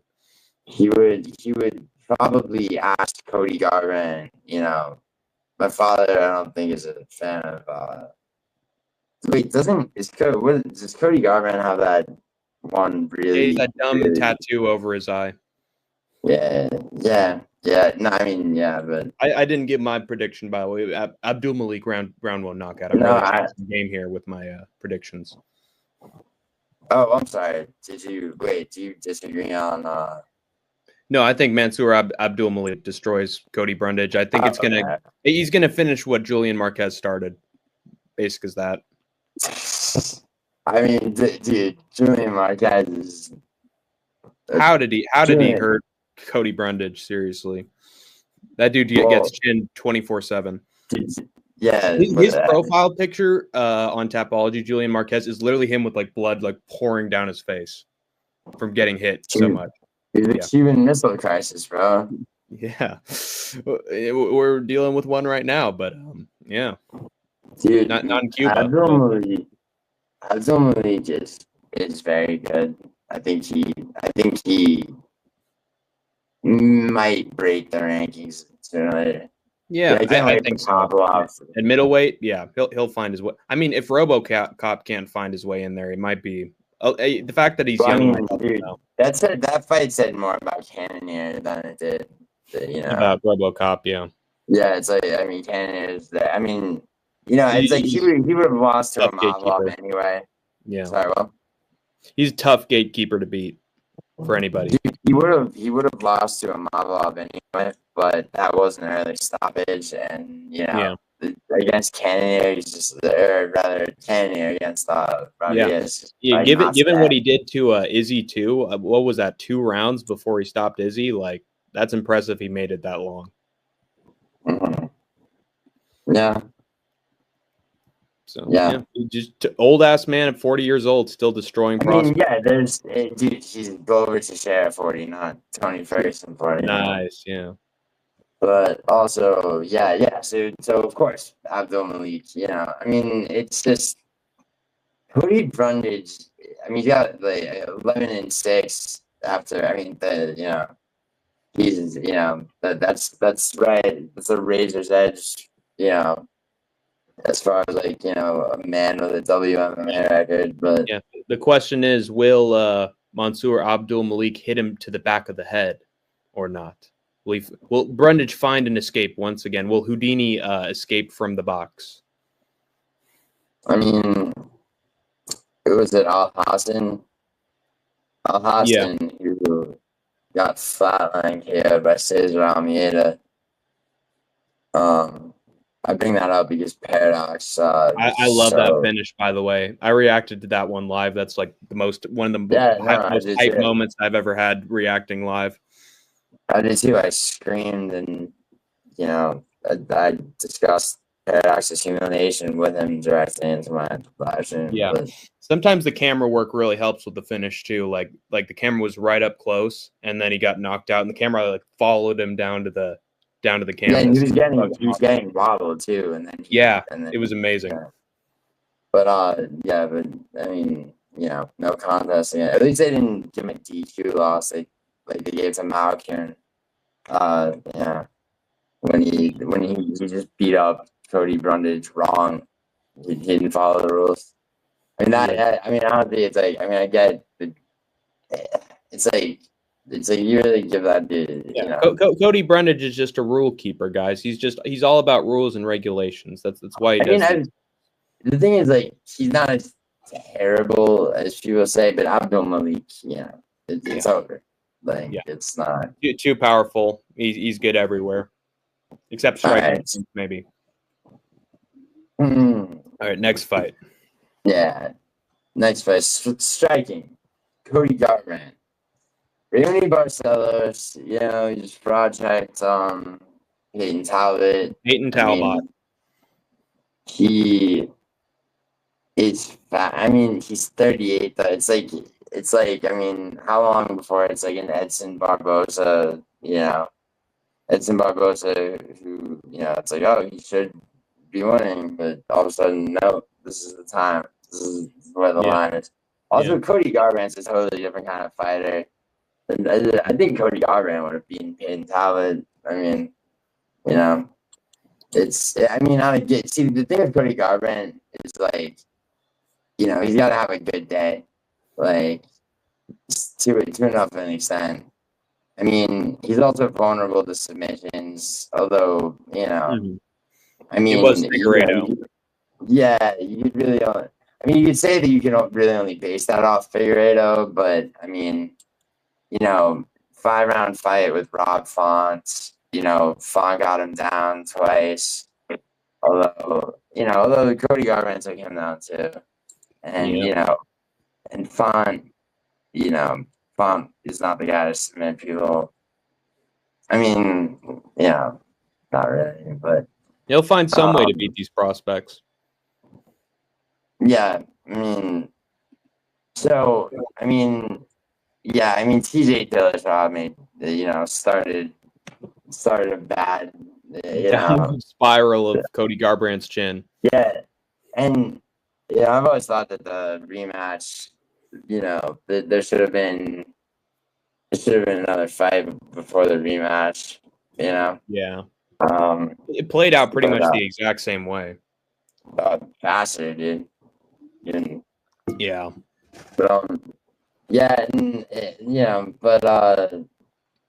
he knocked out Brian Keller.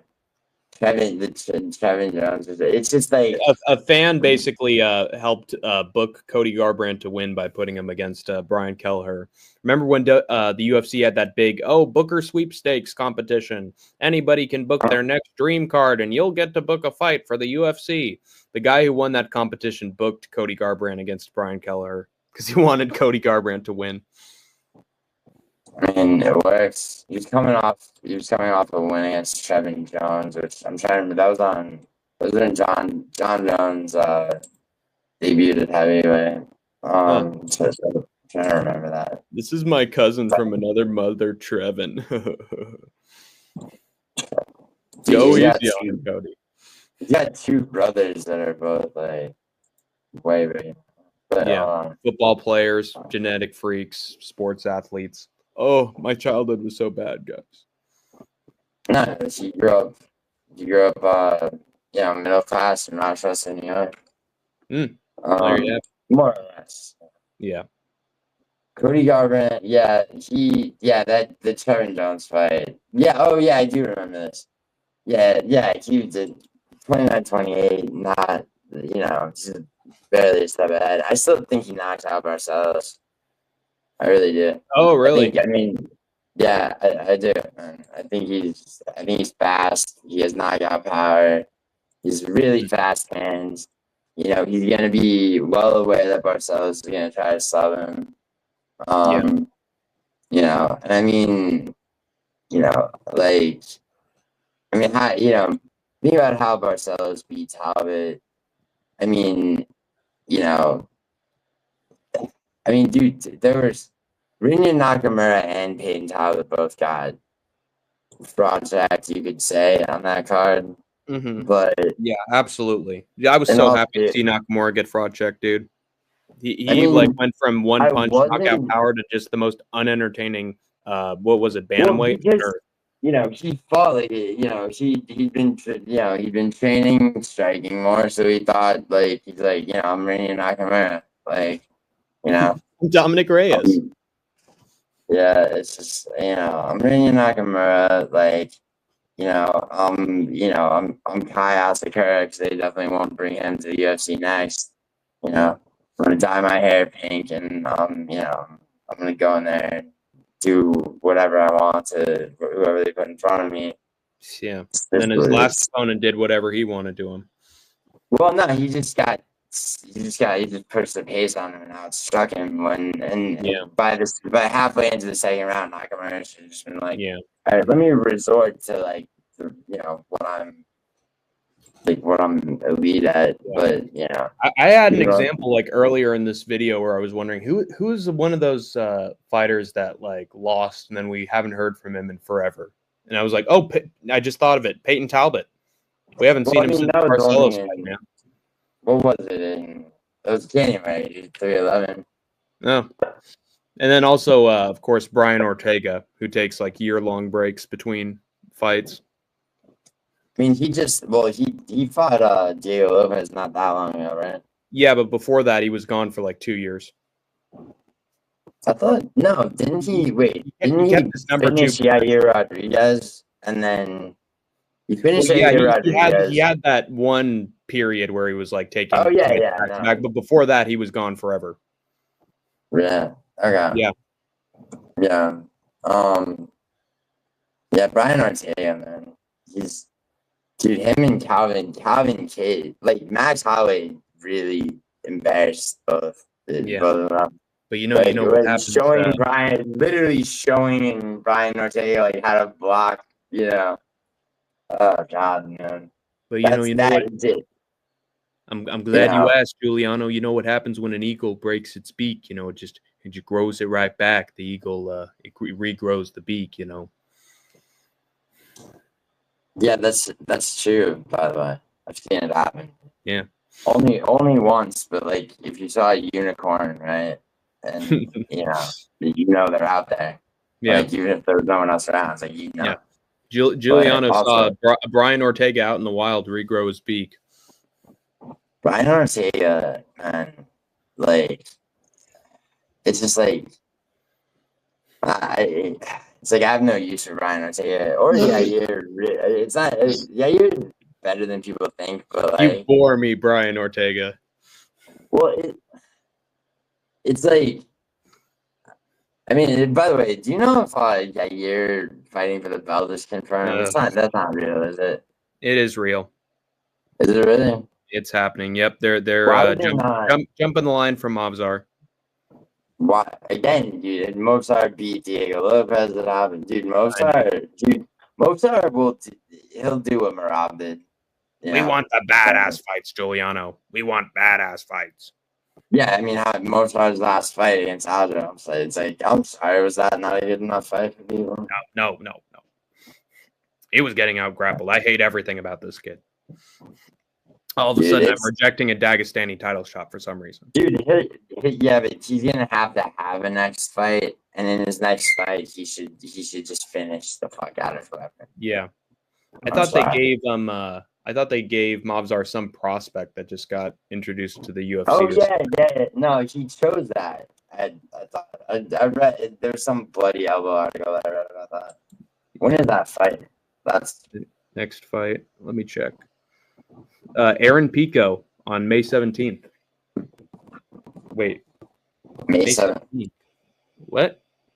Okay, that's off. But it's Aaron Pico regardless. I think the announcement came out in May. Well, I mean, he said he was ready to fight May 17th, like a while ago or something. Well, until then, dude. Yeah. Like, until then, there's always Cody Garbrandt versus Barcelos. We got these two. Nice transition. Like you have so like Barcelos is old, not necessarily gonna win the fight for Garbrandt, but you know, it's just like, I mean, it's like, is he really? He's not outstriking Cody Garbrandt. It's not happening. No, right? His key to victory here is on the ground. And I think he's going to do it, dude. I actually think I think Cody's going to stuff a few takedowns early on. And we're like, yes, Cody, good job. And then I think eventually Barcelos is going to get him down. I think he's going to wear Cody Garbrandt out in the grappling. I really do. You don't think he's gonna? You don't think? I mean, he's not. Cody Garbrandt's not Umar, but you don't think he's gonna? He's gonna be able to land. I think he has a round combinations. Be able to. I think he has a round to do it, and if he doesn't do that, I think he's going to get out grappled for the rest of the fight. Because even Brian Kelleher was like, "Uh-oh, he pulls something on Cody. Watch out!" So I could see, I could see it go the other way. Actually, I could see the first round. I could see Barcelos winning the first round by by taking him to the ground, not getting a submission, and then Garbrandt just being very careful and sniping shots. I hope it happens, dude. I'm hoping that Cody Garbrandt wins this thing. But I just think Barcelos is getting better and better at the wrestling, man. Well, we'll see what happens. Yeah. I made that mistake. Like, I wanted JDM to win, but dude, I'm like, all right, let me be realistic. Peyton Talbot, he did, he does his own videos on his YouTube channel, and he had this. Dude, I'm not into male stripper. Yeah, vape up his butt, commenting away with the vape up his bum. But Peyton Talbot did he did a clip where he was like, "Oh, Barcelos, he's like a spider with a million arms and a million legs. It'll come at you at every single angle with the takedowns." And I was like, "Oh man, Peyton Talbot knows what Barcelos' game is, so he's going to counter it." Nope, didn't do it once in the fight, and he just got drowned. So if he can't figure out that was like the reason I brought up Nakamura and him on that card is because both of them didn't realize until far too late, if at all, that they were losing a fight that they thought was going to be easy.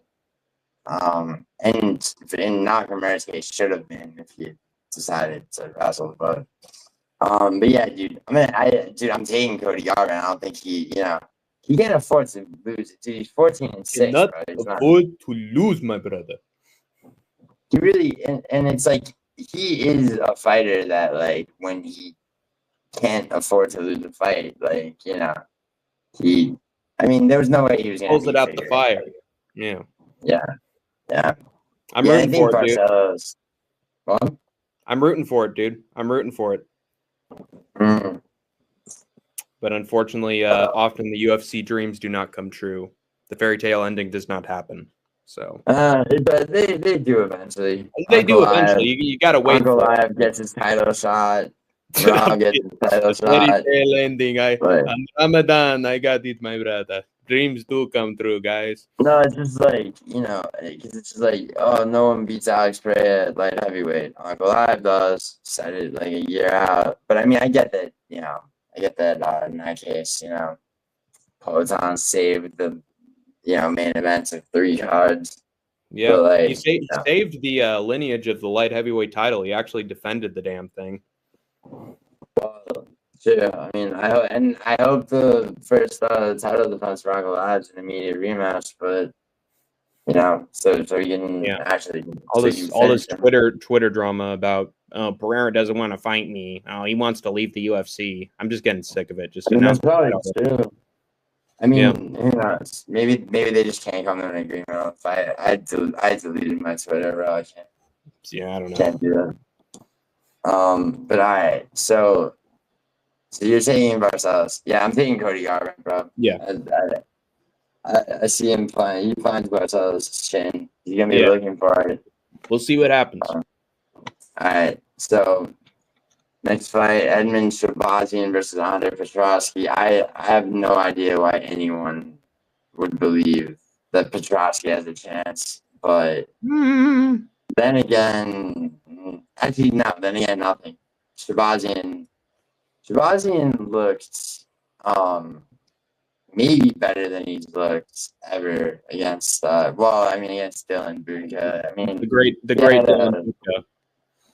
He looks good against Dobson too, and he's been active too. Relatively. He lost to his losses are very respectable too. Mearshart is respectable. Anthony Hernandez, that's a very he's also the GOAT. Gerald Mearshart, he is the GOAT. The great GM3. Yeah, he is one of my favorite fighters. He's in my top 5 favorite fighters. Fighter. I hate the way that he lost. He fought stupidly against Brad Tavares recently, but true. But Brad Tavares, it's so hard to take that dude down. He has elite takedown defense.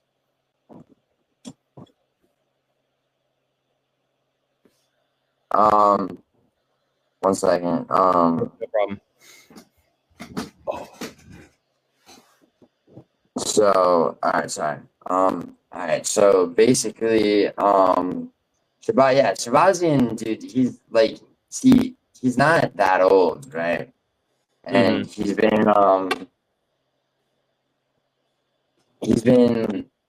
in the UFC for a minute. He was just losing fights for a while, just really losing fights. He's only 27 years old, and then he's gotten. I'd like to say that he's gotten significantly better, although it's hard to tell. Just, Dobson and then Dylan Buka, but Andre Petrosky is just. What is he gonna do? I don't think he's too bad. He's not terrible, but he's not. They have an opponent in common, which is Dylan Buka. But, right. Petrosky took Dylan Buka to a split decision. Josh Friends, unanimous decision, but still, for fuck's sake. Michelle Pereira finished him in a round, which is fine. Malkoon finished him in 2 rounds. Via Josh his hip. Friends, hit him in it with his hip bone right in the face. Just dived right into that man's hip. His hip did not lie at the end of the day. Put him right out. Did you make a Shakira reference? Yes, I did. That's good. Thank you. Thank you. Rodolfo Vieira is who Petrosky beat last, and that was a victory that not a lot of people saw coming. And Vieira, but it was because Vieira fought stupidly, Yeah. But then again, we don't think of Edmund Shabazian as the brightest tool in the shed when it comes to Yeah, but like IQ. it's like Vieira should have grappled, whereas I mean, what is Shabazian? Shabazian's not gonna just decide to grapple, out of nowhere. No, he's gonna strike with him. He's got more power. He's a better striker. I mean, I don't see it going any other way. I see it going another way. I actually think I'm actually going to pick Petrosky by decision. Just because when I watched that GM3 fight, the way that Mearshart got the Golden Boy down to the ground, he just used a simple trip and he got him right down. And then he found this head and arm choke right after that. And it seems like over Edmund's career, like all the guys who end up beating him are really solid at wrestling. Like Anthony Hernandez, ground and pound, knocks him out. Hernandez knocks him out. Derek Brunson, ground and pound, knocks him out. Yeah, I mean that's.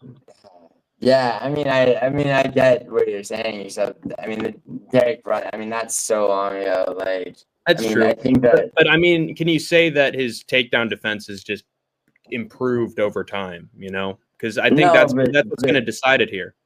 I mean, Petrosky though doesn't. He gets people down, but he doesn't.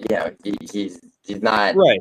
But he takes really not looking for subs. He doesn't know them enough to sub Dylan Bridge. Yeah. But that's his whole game, If he finds a takedown, he's going to win the round. He's going to stay on top of you. He's going to beat him up. Yeah, true. But I think it's just like Shabbat. It's like maybe, but like I was saying with Garbrandt, it's like maybe the first round goes that way, and then Shabbat, and with Shabazian, he's got knockout power. Petrosky's nowhere near the striker he is, and he struck with Rodolfo Vieira, like whose whole game plan should have been to take him down and submit him. Yeah. Petrosky, I'm saying. But I've been picking Petrosky in his last 3 fights, and he hasn't let me down. I think. How do you pick anyone, or how do you pick anyone to lose to Josh Friend and Dylan Bruce? That's true. I mean, but I do think his takedown against Vieira. I did pick him against Vieira. That's a good pick. Yeah, I just think his takedowns are very solid. If he finds it on Edmund in the first round, I think it's not gonna go well for him. Mm-hmm. That's my opinion. I could be dead wrong. Again, I hope that Edmund knocks him out cold because I actually don't really like the style of Andre Petrosky, but it is effective. So for that reason. He failed both takedown attempts against Rodolfo Vieira, and then landed less significant strikes. Somehow, that was a matter of their two sort of BJJ grappling wrestling guys sort of going at it. So it's going to be more of like a kickboxing match, Yeah, and then I'm trying to remember. Vieira had the round where he took him down, and then I guess Petrosky got back to his feet. I mean, Rodolfo Vieira just sucks, and that's true in general. But, yeah. But Shabazian he just shoved Dylan Booth around until he finished That's true. him. He could easily do that to Petrosky for sure. I mean, he's got. Let me see if what's the the Petrosky versus Dylan Booth fight. That's the fight I'm thinking of. Yeah. I'll be right back. I just gotta go somewhere real quick. I'll be right back. Give it up. Dude, I'm in Fargo, North Dakota, bro. It's just like a movie. Except it's not the winter. I mean, it makes a lot of things different. So that's how it's pretty good. But look at this. This is the business center. Look at that. Look at the moose up there.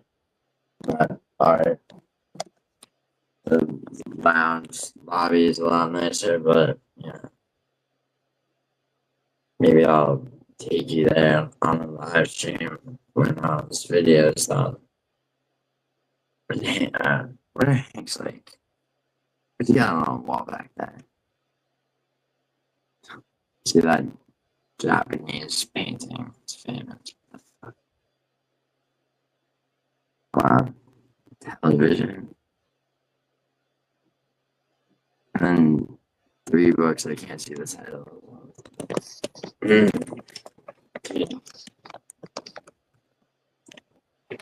See, you gotta respect Hank. See, Hank's reinvented himself. Like, no one else would have the balls to get up. All right.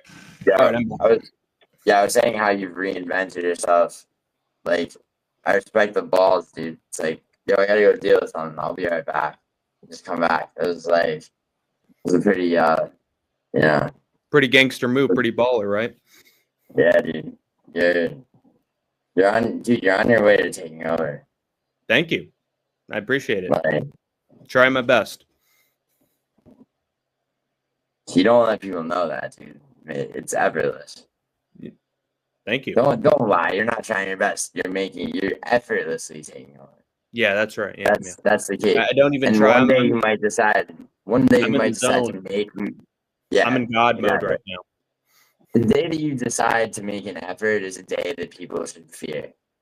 Watching you, fear, revere, look forward to. It's like the meme. I'm only at 2% of my power. I'm way more powerful. I don't know what meme specifically you're talking about, but there's several episodes. Probably some Dragon Ball Z bullshit. Yeah. Yeah, dude. You haven't even seen my final form, bro. Yeah, that's it. Yeah. Ready? Are you ready for a taste, though? A little bit. My goated underdog pick for this card. Oh, you're kidding. My underdog of the week, lock of the month, lucrative Giuliano coming at you with fucking fireworks to the octagon. Trust. Miranda Maverick's gonna be Rose Namajunas. Boo. No, dude. No, but really, her striking is mid, and then she resorts to the takedown when her striking isn't successful. And dude, I feel like Rose Namajunas gonna step that stuff easy. You know? I mean, yeah, except the problem with that is that, you know, she fights to win, if that makes sense. That's true. I was saying this about, well, actually, let me not even bring up. Are you calling her the women's flyweight Ian Gary? No. Oh, I see. No, I'm calling her, I was about to say the Izzy. Trust. He's gonna leave her frozen like Elsa. No, she's never been finished. And she lost. Her only loss in the. Her losses in the UFC are respectable, very respectable. Actually, you got Jasmine and Erin Blanchfield. She submitted. She submitted Priscilla Cachoeira, which is Priscilla Cachoeira. She beat Diana Barbosa. She beat Jamie Lynn Horth. That was 29-28, but and Rose is just she lost to Blanchfield. She lost to Manon Fiorot. Yeah, that was closer than people thought it was going to be. I think Fiorot versus Rose, pretty competitive. Carlos Esparza fight was absolutely rotten. It's one of the worst. That's the other thing is Rose is one half of literally the worst MMA fight ever. Yeah, against Carlos Esparza. But I do think she has improved since then, or at least shown more of an effort. She went up to punched Tracy Cortez's eyelash off her face.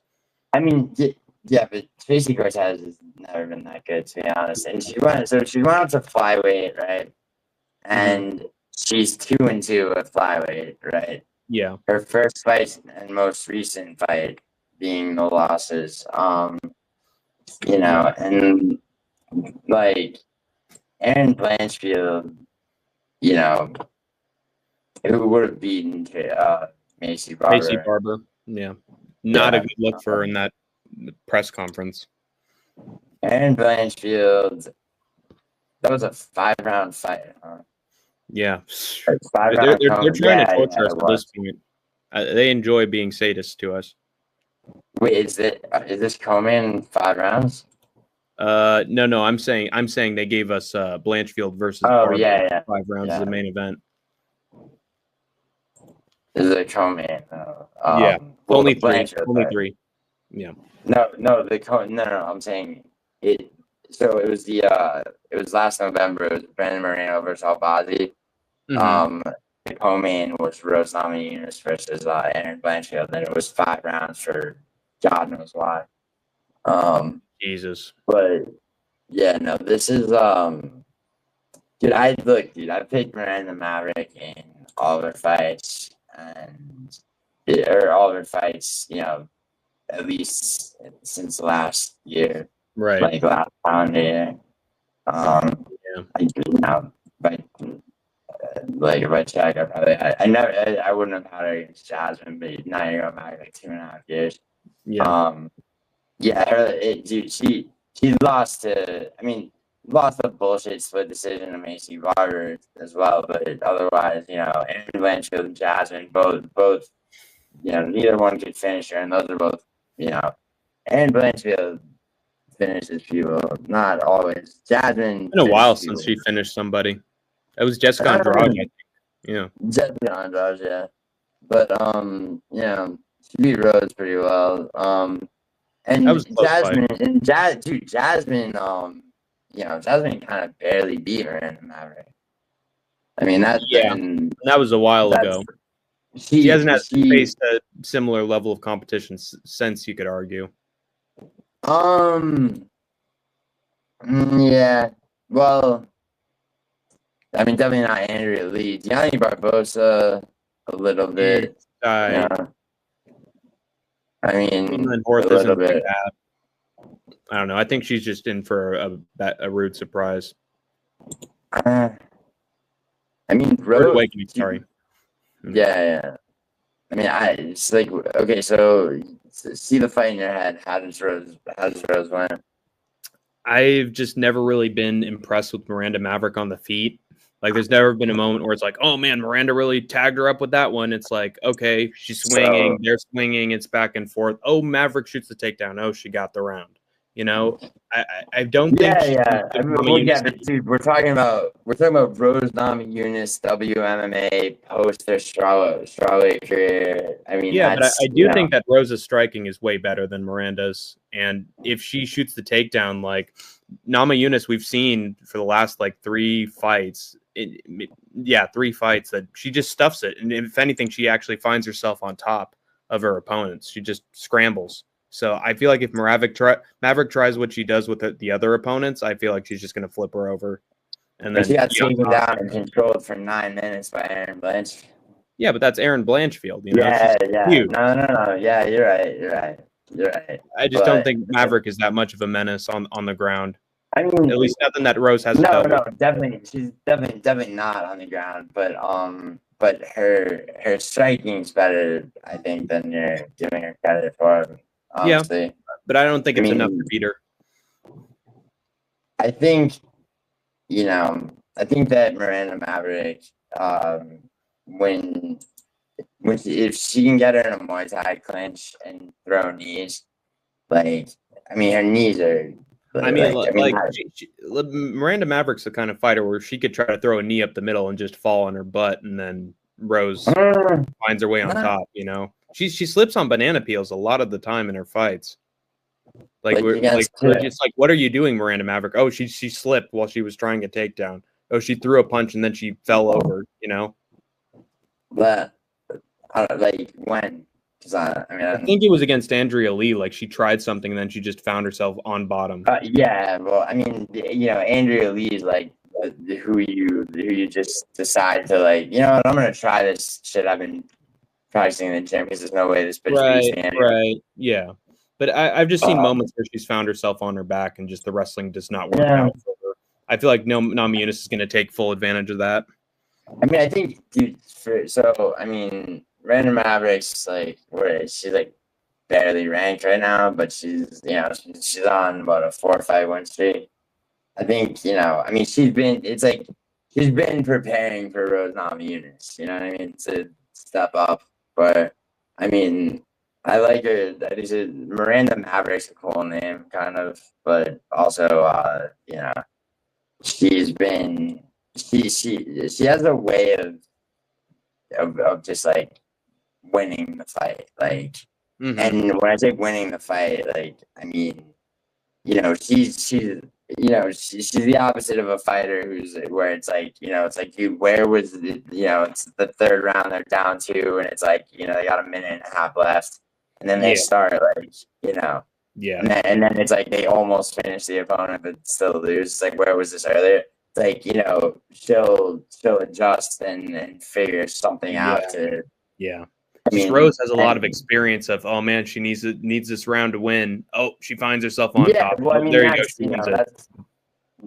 Sure, but I don't see. Once again, it's like I can see it going the other way, where it's 1-1 going into the third. Yeah. Could happen. I mean, Miranda Maverick, though, by the way, in her last fight, dude, the takedown she got, against Jamie Lynn Horth, who's not bad. She's no slouch for sure, but she's also primarily like a wrestler, whereas Namajunas is like a striker and then a counter grappler. Well, Miranda Maverick also is Muay Thai fighter too. Yeah, good workout, but I don't know. The fact that Rose Namajunas was able to punch the eyelashes off Tracy Cortez tells me that her striking's pretty good. No, dude, I mean, if you remember her strawweight. Yeah, she knocked out Joanna Jędrzejczyk. Yeah, that was, I mean, that's like her historic moment. Her counter historic moment to that would be the Carla Esparza fight. She lost that belt. But, yeah, dude, I just, honestly, like, we'll see. I think Rose Namajunas she's washed early. Oh, maybe not. Tracy Cortez is also. I mean, she's another one that's like, there's a lot of washed women's flyweights out there. Although, I mean, Rose just has a lot of experience. That's why I got to favor her here. Yeah, I mean, I feel you. I mean, that's basically the argument. My argument for Cody Durden. And Socha, but yeah. But yeah, and by the way, like, I mean, not locking Miranda Maverick. I have locked Miranda Maverick in her last fight. I mean, she 29-28 in her opponent, but it could have been worse. Obviously, could have lost. Like, but no, I'm gonna take Miranda Maverick. I think she's, I think she actually does have more power in her strikes, and And, I'm going to take Pat Barry's girl by decision. But yeah, dude, Run, Rose. Yeah, it's Run. gonna be. It's Blink gonna twice if you're okay. Oh God, Rose Namajunas, man. It's like, like, I never want to see the last name Namajunas in the headline of a fight night again. Yeah, me neither. Thank God. Pain in the ass. They got it to come in. This card is not bad. They did some dumb promo once of her like at a piano, like, oh my God, my life is so complex, and my career it has so many accolades, and then she's playing a piano or something. So dumb. Rose Namajunas? Yeah, it shows her playing a piano. Like a Sinead O'Connor tragedy, and I was able to turn it into a purpose, and well, I mean, it's like she's a maestro, after Carla Esparza performance. Rose Namajunas, the great tactician. Dude, that was, I mean, about Joe Rogan. Joe Rogan, I remember that the most memorable moment of that fight was when he was like, imagine telling somebody about MMA, and you sit them down to be like, yo, you got to see what MMA is, and that's the fight. Yeah. But, yeah, they'll never watch another fight again.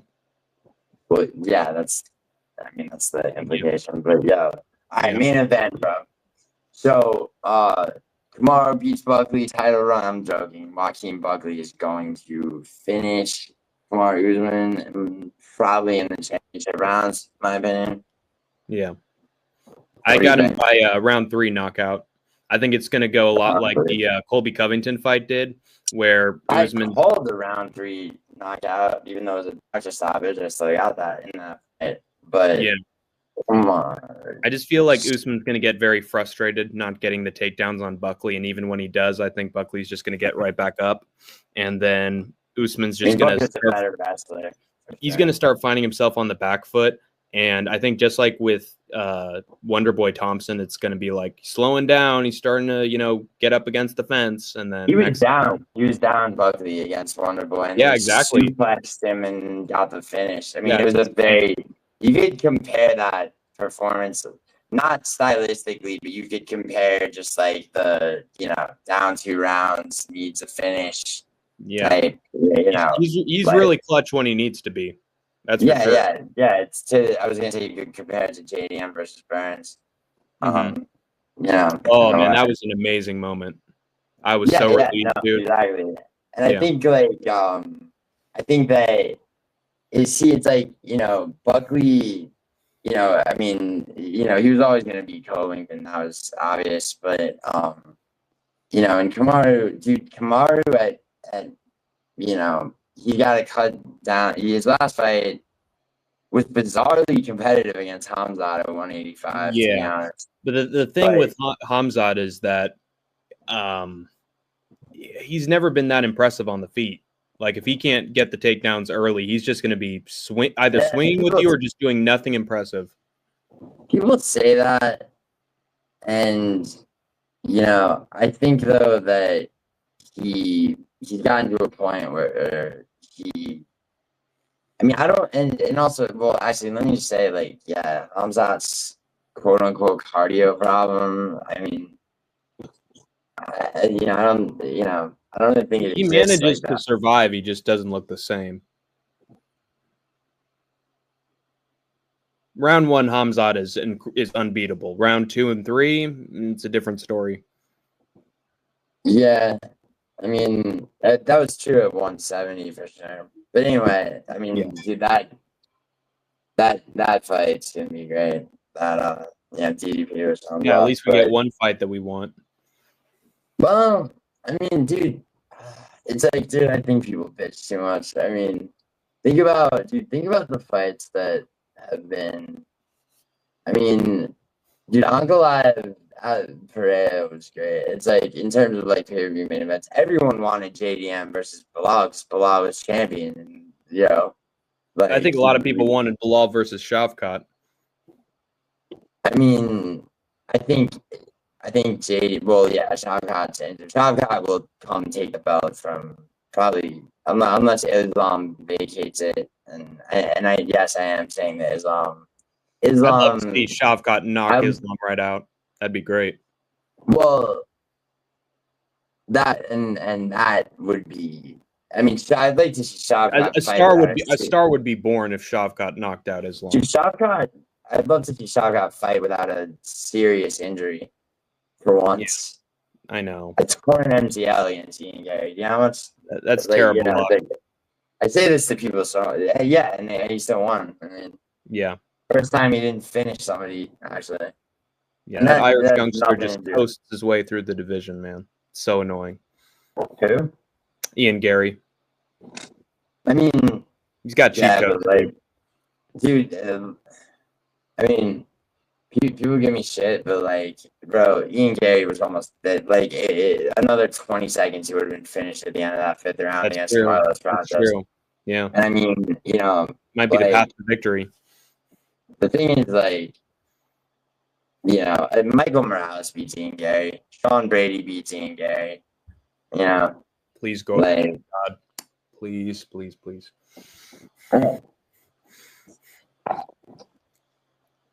JDM beats Ian Gary. I actually think Ian Gary could give Jack Della Maddalena some problems. I don't think so. I think he's a great hybrid fighter. Well, I mean, maybe with his surface level of grappling, and I do call it surface level. Yeah, he could frustrate him for sure. Yeah. But he's not gonna get it. It's not like, I mean, I'm sorry. I wish JDM would just was able to. I mean, how does he not beat Islam? I'm sorry. How does he not lose to Islam? Like, we'll see. He's got a chance. yeah, If he keeps training under Craig Jones, he might do very well. yeah, but it's just like his grappling's never gonna be. I mean, Basil Hafez is. He's bigger than Islam, man. At 170. Dude, even Dustin was giving Islam a tough fight before that fifth round. Yeah, until he was subbed. I mean, yeah, and Dustin Poirier is he's a fighter and there's fighters like this that improve between the ages of 30 and 35. Mm-hmm. And that was his last title shot. And Max is gonna beat him up, I'm afraid to say. That's probably true. Yeah. For the most important fight of his career. Yeah. Dude, that cartoon ass shit makes me so. Yeah, exactly. The main presented by The Rock, Dwayne Johnson. Go see The Smashing Machine live in theaters. They had Mike Tyson doing promos for the Gacy Poirier. It's like, to me, that's power. That's presence between these two wires. I met Mike Tyson one time. Really? In Las Vegas, just like in just like sort of the parking lot of the Bellagio.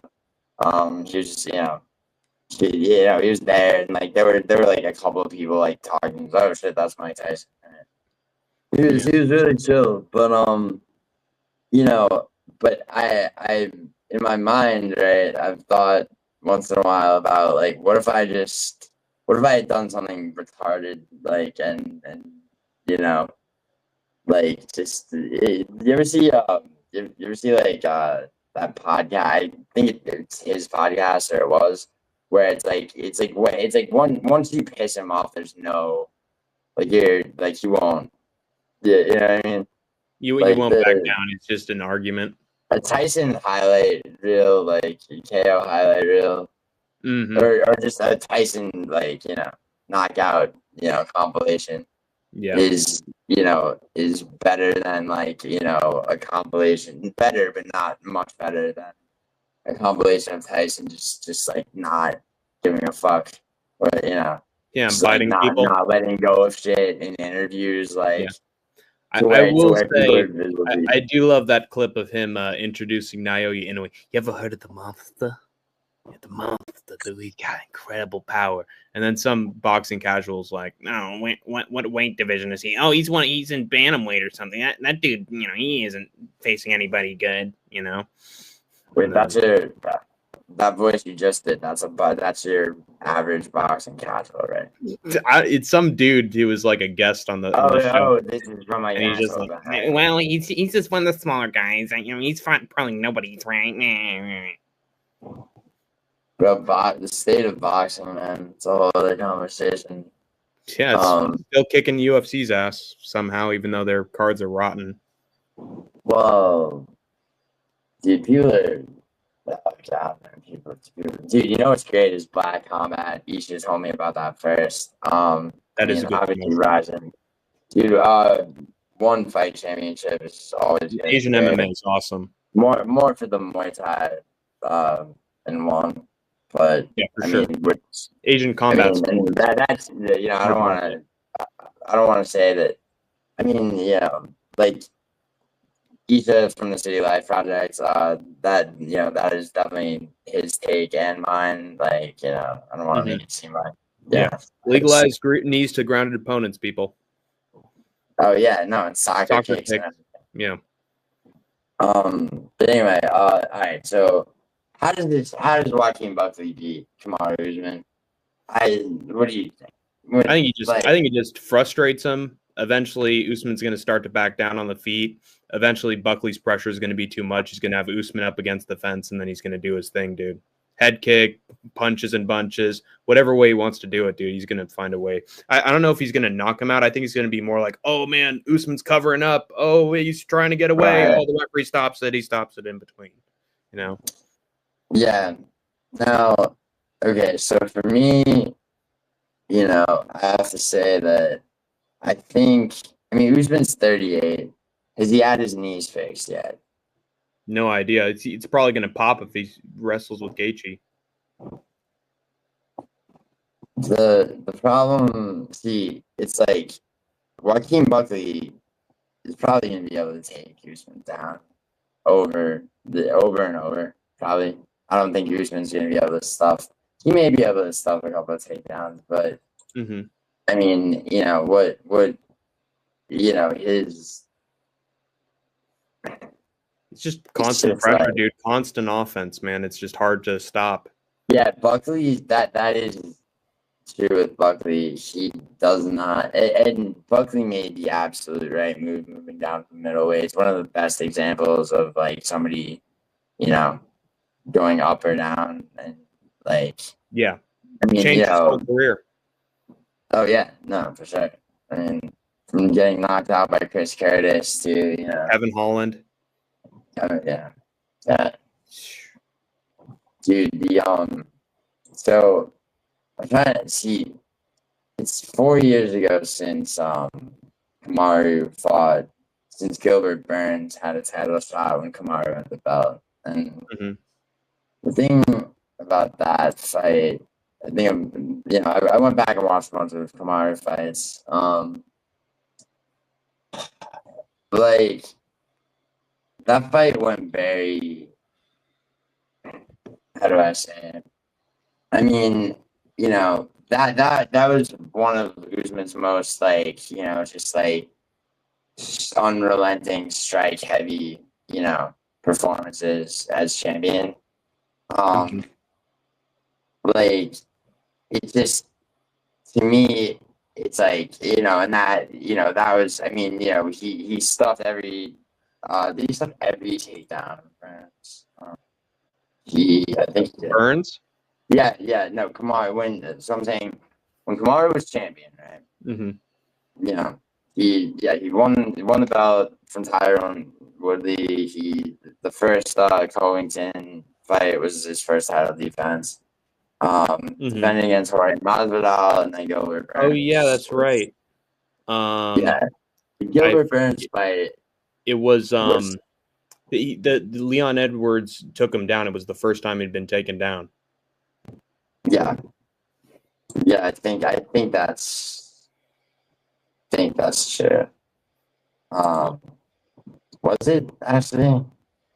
Or wait, which? I remember John Anik called that when Leon reversed that little exchange they had, and oh man, down goes Usman. It's the first time he's been taken down in his career. Yeah, that's and I'm trying to remember it. No, Covington didn't get him down once in either fight. Yeah. He did, but they didn't count it. Wow. I mean, because of course the first fight was very, very. Covington tried to strike with him in the first fight. People don't remember how bad Colby Covington was in his supposed time. But yeah, bro, I just don't. I mean, it's hard to.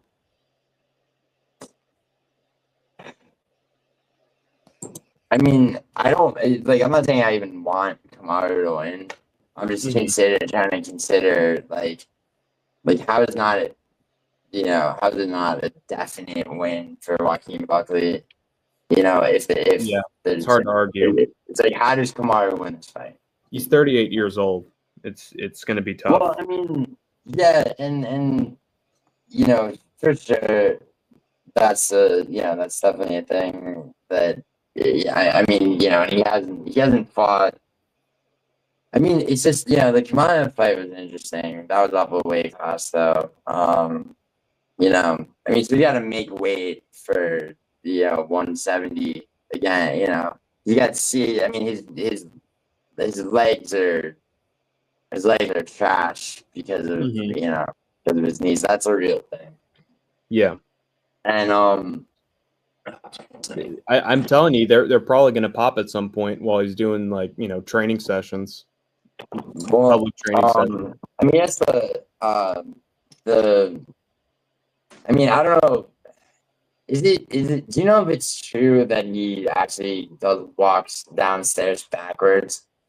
I did not know that. I never heard about that. Yeah, that's yeah, because like if you when you're walking, just think about when you're walking downhill, like a steep hill, or or a steep flight of stairs. Yeah. Like I mean, it puts just a very slight amount of pressure on your knees, but Yeah. but it is yeah, it is actually good for you to walk backwards down hills and steep surfaces. yeah, for sure.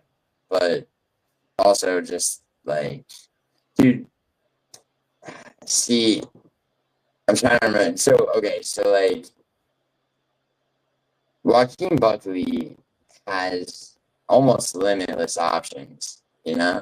But that's what I mean, he could find a way to get Usman down if he wanted to. I mean. I don't see why he wouldn't do that because it's at the end of the day, like he he could shoot takedowns until he stops wanting to shoot takedowns, and Kamar's tired from being, because it's like Joaquin Buckley does he'll shoot a lunging takedown. When he fought Ruzaboyev, that's how and Ruzaboyev, I think Ruzaboyev should never have caught a 170 at 6'5". Like, I mean, he had no power in that fight. But, the way, and the way Buckley defended takedowns against Colby was like completely masterful, although, Colby's not. It's fantastic. Completely neutralized him. Yeah, so, that was, I mean, can't tell me you can't do the same to Usman. He's got horrible knees. I mean, they both have in common that they've embarrassed Colby Covington, but like, I think like, I would have loved to see like, as much as Sean Brady, just determining what was already established about Leon Edwards, needed to happen. Like, I would have loved to see Buckley fight Leon. Yeah, that'd be a pretty cool fight. Interesting, but, styles. Yeah, it's just probably like get knocked out though. Yeah, probably get chinned. See that, and that would be an interesting. Or Morales, or against Carlos Prates or Morales, somebody who like knocks people out. Yeah, that'd be interesting. Yeah, now that'd be an interesting one. Yeah. Luckily, he's in a trajectory where that won't happen for a little while. Yeah, definitely. I mean, after Buckley takes out Usman, it's the new generation of welterweights that are bottlenecked now. Yeah. Like, and Shavkat's already beaten Ian Gary. Ian Gary already beat Prates, but like, you have Morales, you have Sean Brady, you have Joaquin Buckley after this fight. Talking about my generation. Yes, sir. Dude, the Who, man. Like, which one of them was supposedly like undercover investigating shit in Thailand? They caught him with a hard drive full of Carlos Prates. I see. You see where I'm going at? Yeah, that's a true story. That guy. Yeah, seriously, who was that? Like, you of all people should know this. Roger Waters. I have no idea. Just look up the Who. The Who band member. Like, Pete Townsend was investigated in 2003 Pete Townsend, as part of Operation Ore. Oh my. Yeah, dude. That is sorry to ruin your well, I mean, they were all some Rigos in the 1970s, See, I don't know about that. Like, I mean, quite a few. Roman Polanski definitely, but like, there were the groupies though that hung out at the shows, and Yeah, there's that Straight Hat Blues by the Rolling Stones. Where there's literally a Yeah. bar that's like, I can see that you're 15 years old, but I don't want your ID. Shit was right in plain sight. Dude, you know Crazy. about the UK? Jimmy Savile, right? Was this Mhm. guy? He was Top of the Pops. Was like this show. He was like this beloved national treasure. Jimmy Savile. There's a documentary about him. That dude was a fucking Yeah, freak. and he was like the whole time he was like, it was just, yeah. Nasty work. That one Yeah. documentarian guy who interviewed him for like days has to be like one of the bravest souls ever. Why? Interviewed him at his house and like hung out. Oh yeah, when he was almost dead. Yeah. He Yeah. still died, and his funeral was televised on the BBC with these people weeping and everything. And like, you know, and then everything. It's like the guy went to his grave, a national treasure, never faced any repercussions. You know, Yeah. yeah, man. Who was the interviewer who talked? I don't know about those UK folks. Yeah, Yeah. no, I'm joking. They're it's a mixed bag. No, it isn't actually. They're all nonsense. It's videos where Oh, it was videos Louis Theroux who interviewed him, and he had I love Louis Theroux. He's a great interviewer, and he Yeah. had the meme. My money don't jiggle jiggle, it fold. I want to make see you wiggle wiggle for show. Damn. Got a new Fiat. You really got to see it. Imagine like that guy has that quote on his tombstone, and I like know, his children are like Nobel Prize winners, and Yeah, like he's he's like real serious people, yeah. and they never go visit his grave because of that shit. Yeah, terrible. I mean, lyricism. sorry to take things to a dark place, bro. Poor Brian taste, Wilson poor taste. died. Yeah, It's all good. do better, Dad. You know. Yeah, word. All right. So, all right, let's close this on a wholesome note. Yeah. I'm taking Buckley by bloody, brutal assault, disturbing, Wow. like more disturbing awesome. than remember, dude, who was the guy that it was a long time ago in the UFC? Black dude, got his like right mid tibia of the shin bent completely, and Rogan was commentating, or stop the fight, and then and then the guy got the shit repaired. He fought a few more times, lost, and then died in his 40s of like pneumonia or some weird. Yeah, God. you know what I'm talking about? Yeah, I can't remember his Yeah, name. wait, yeah, I can't remember his name or who his opponent was, but like, yeah, that was. Trying to think of another like dark UFC moment. That's wholesome. Like Sure. what's like I mean, there's Jalen Turner beating up Bobby Green's corpse, but like, that dude, disturbing content, by the way, is a violation that will get this. That's one of the things I've learned in the in the shadow banning arena. Dude, oh my God, you've made me obsessed with this, and I'm never gonna find the answer, and I know I never will. But I know exactly what you're talking about. UFC fighter leg snapped in half, or not, like, or whatever. Like, I mean, it was between the knee and ankle, but Like snap. like, I mean, yeah, just leg broken, bent, like. Oh, Corey Hill. Yeah. Yeah. Corey, yep. Corey Hill. And Corey, then, dude, go to his Wikipedia article. Look at how he died.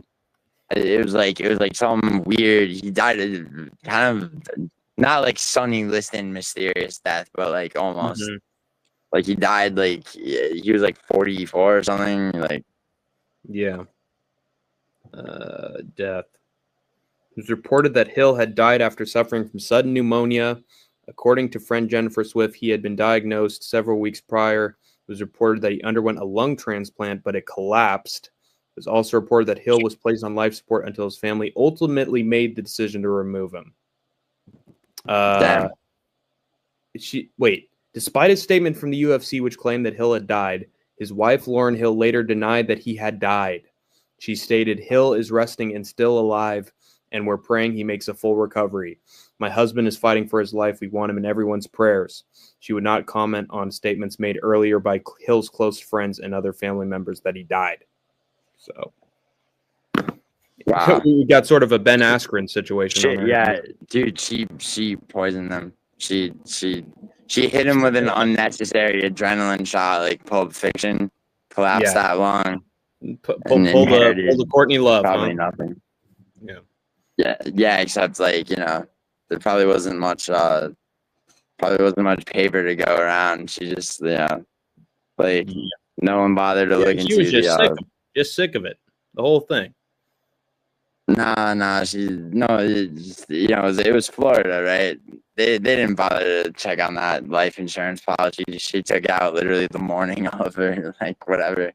Yeah, thanks a lot, DeSantis. What I'm getting at is that's how Leon Edwards goes out.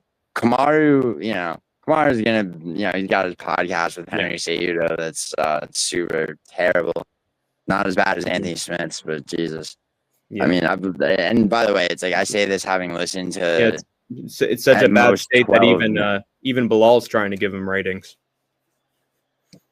Oh, what he says? Yeah. Bilal. I mean, dude, Bilal gets a lot of shit, but when he's not wrong about your podcast. I saw a tweet recently that said that Bilal's interview with Joe Rogan is the lowest viewed interview of the entire year. Is that new? Wait. How old is that interview? I literally just read it on Twitter. No, I mean, yeah, but I think the last fighter Rogan interviewed was Tapurian, huh? Yes, but apparently the Bilal interview is the lowest episode of this whole show.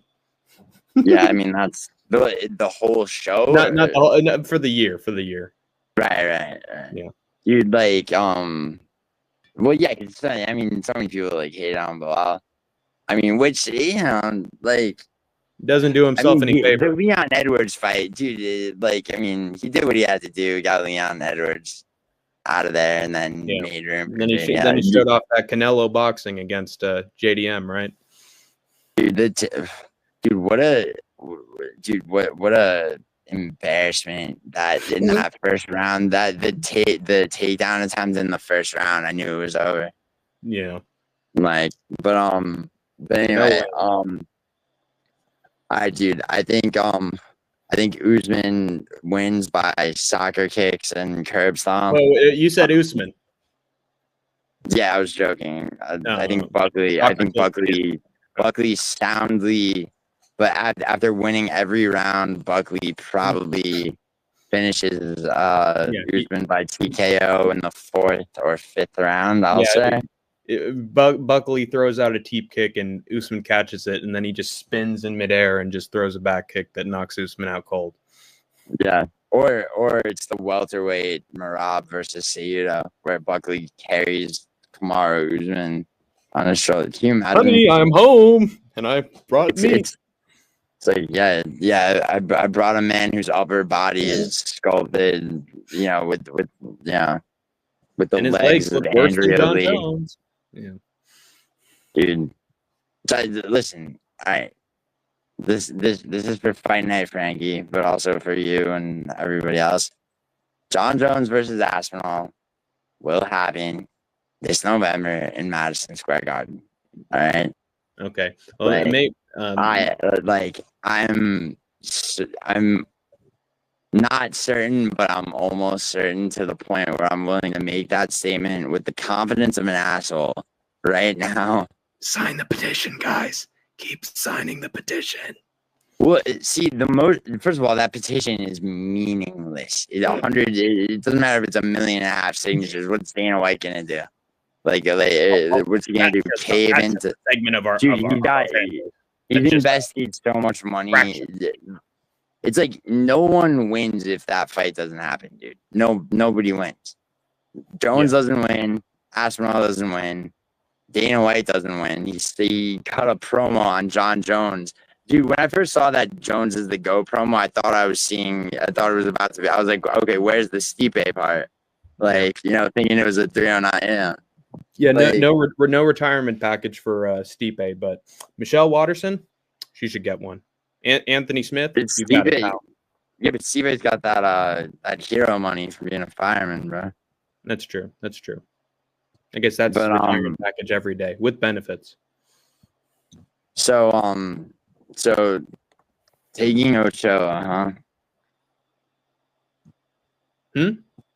Taking Ochoa. So yeah. So what do we disagree on? We disagree on. So you're taking Rose. I'm taking Maverick. Taking Ochoa. You're taking Durden. I'm taking Petrosky. You're taking Edman. And you're taking Barcelos when you're taking Garbrandt. So that's 5. And you're taking Phil Rowe, right? Yeah. Damn, 6 disagreements, hey? Yeah. We'll see, man. Dude. I think there's going to be a few frauds checked, in my opinion. A few frauds checked? Yes. Well, checked for fraudulent behavior. I mean, honestly, it's like I would say that probably I would be going with more of like, not okay. So yeah, Miranda Maverick, if she lost, you could call that a fraud check. Same with, I guess you could call Andalusa, like, but mainly it would be like Jose Ochoa is like he's the one in the position to be fraud check should he lose. Yeah. Dude, imagine if Buckley loses. Hey, I'd be happy for Usman. He's been going through it, man. I mean, really though, he's been going through it, getting criticized by Bilal for his less than Yeah, and then he should have gotten a draw on short notice against Chimaev, and they just gave it to him. And then now he's just not had a fight since. That's a weird. Everything about that fight was weird, though. It was. That whole card was weird, to be honest. All the short notice replacements, it was like, I don't think we're ever going to see something like that ever again. I mean, you say that, but like, look what anything can happen. Look what happened in the card history before tends last. to rhyme. Yeah. Yeah. Look what happened in the card before last, though, dude. That's true. Like, I mean, last that was switch-ups. Thank God for Dustin. Things falling apart. Yeah. UFC is 24/7 chaos. It's a circus, everybody. So strap in. And yeah, Crackerjack. People I mean, look, man, like, it's like, yeah, but at the same time, I mean, you watched PFL tonight, right? Yeah, I did. Yeah, I mean, what was it? It was round. It was. There were. I mean, I was on the road like for most of it, but like Luciano losing, and who before that? I predicted Shields beating Luciano. No, yeah. I mean, I thought Shields would win too, but like just that fight, and I think was it the one right after? It's the exact same fight. Just like, grappler. I mean, Shields did style on him, like a bit. He was pulling a Monkey King on him, just grabbing that back like Aljo. Who was I can't think of his name. Dagestani, I think. Who just did what everyone knew he would do. Umlatov or Khabalayev? Umlatov, yeah. He got a first-round knockout. He's been a decision merchant for a while. I was actually I know. But it's like, I mean, dude, see, a lot of those guys, dude, they who people criticize as like, just always just never finishing people. It's like they break through once and then it's never again. Giving us a little bit of hope and then they just take it away, Well, I was gonna say the opposite. Although you're right, that does happen sometimes. I mean, that happened with Bilal, but I think Merab's got that. I mean, I was saying that going into the O'Malley fight, like, where, it's like he not only is he gonna win, he will finish because he's got. It's like what else? I mean, just a more he's already figured him dominant. out. Yeah. Yeah, and it's like but also it's like it's Merab, so he could do whatever. Like I firmly believe Merab can just do whatever he wants to his opponents. Yeah, the EPO helps him out a ton. Yeah.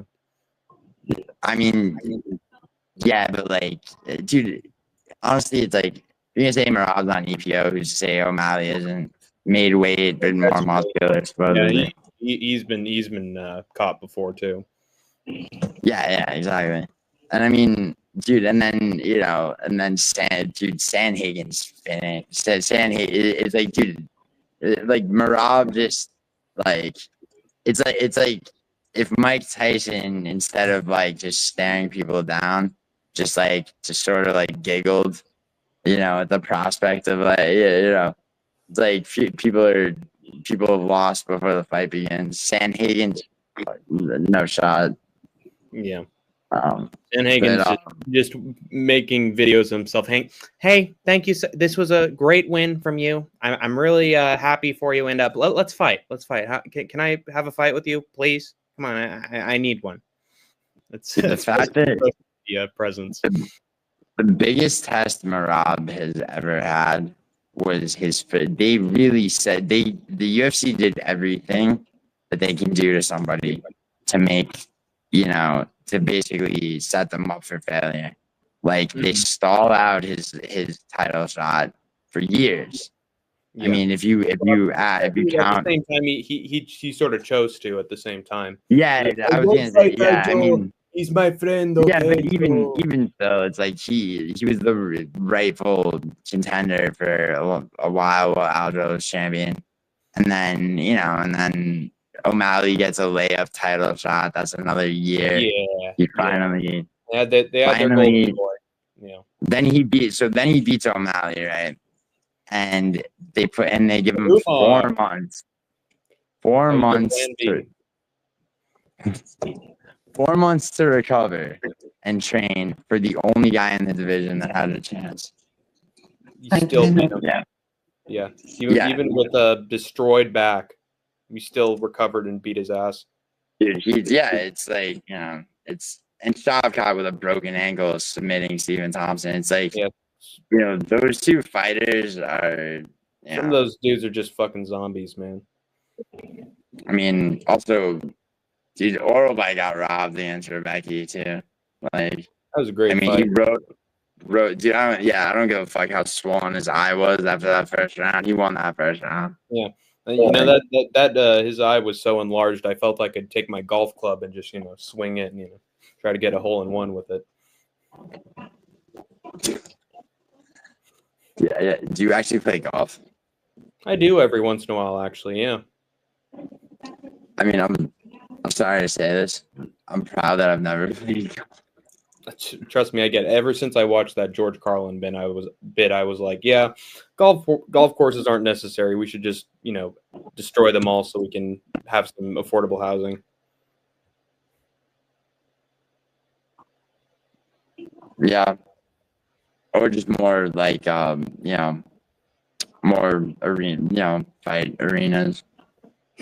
Yeah, that's government subsidized MMA promotions. Yeah, just a bunch of Apex everywhere.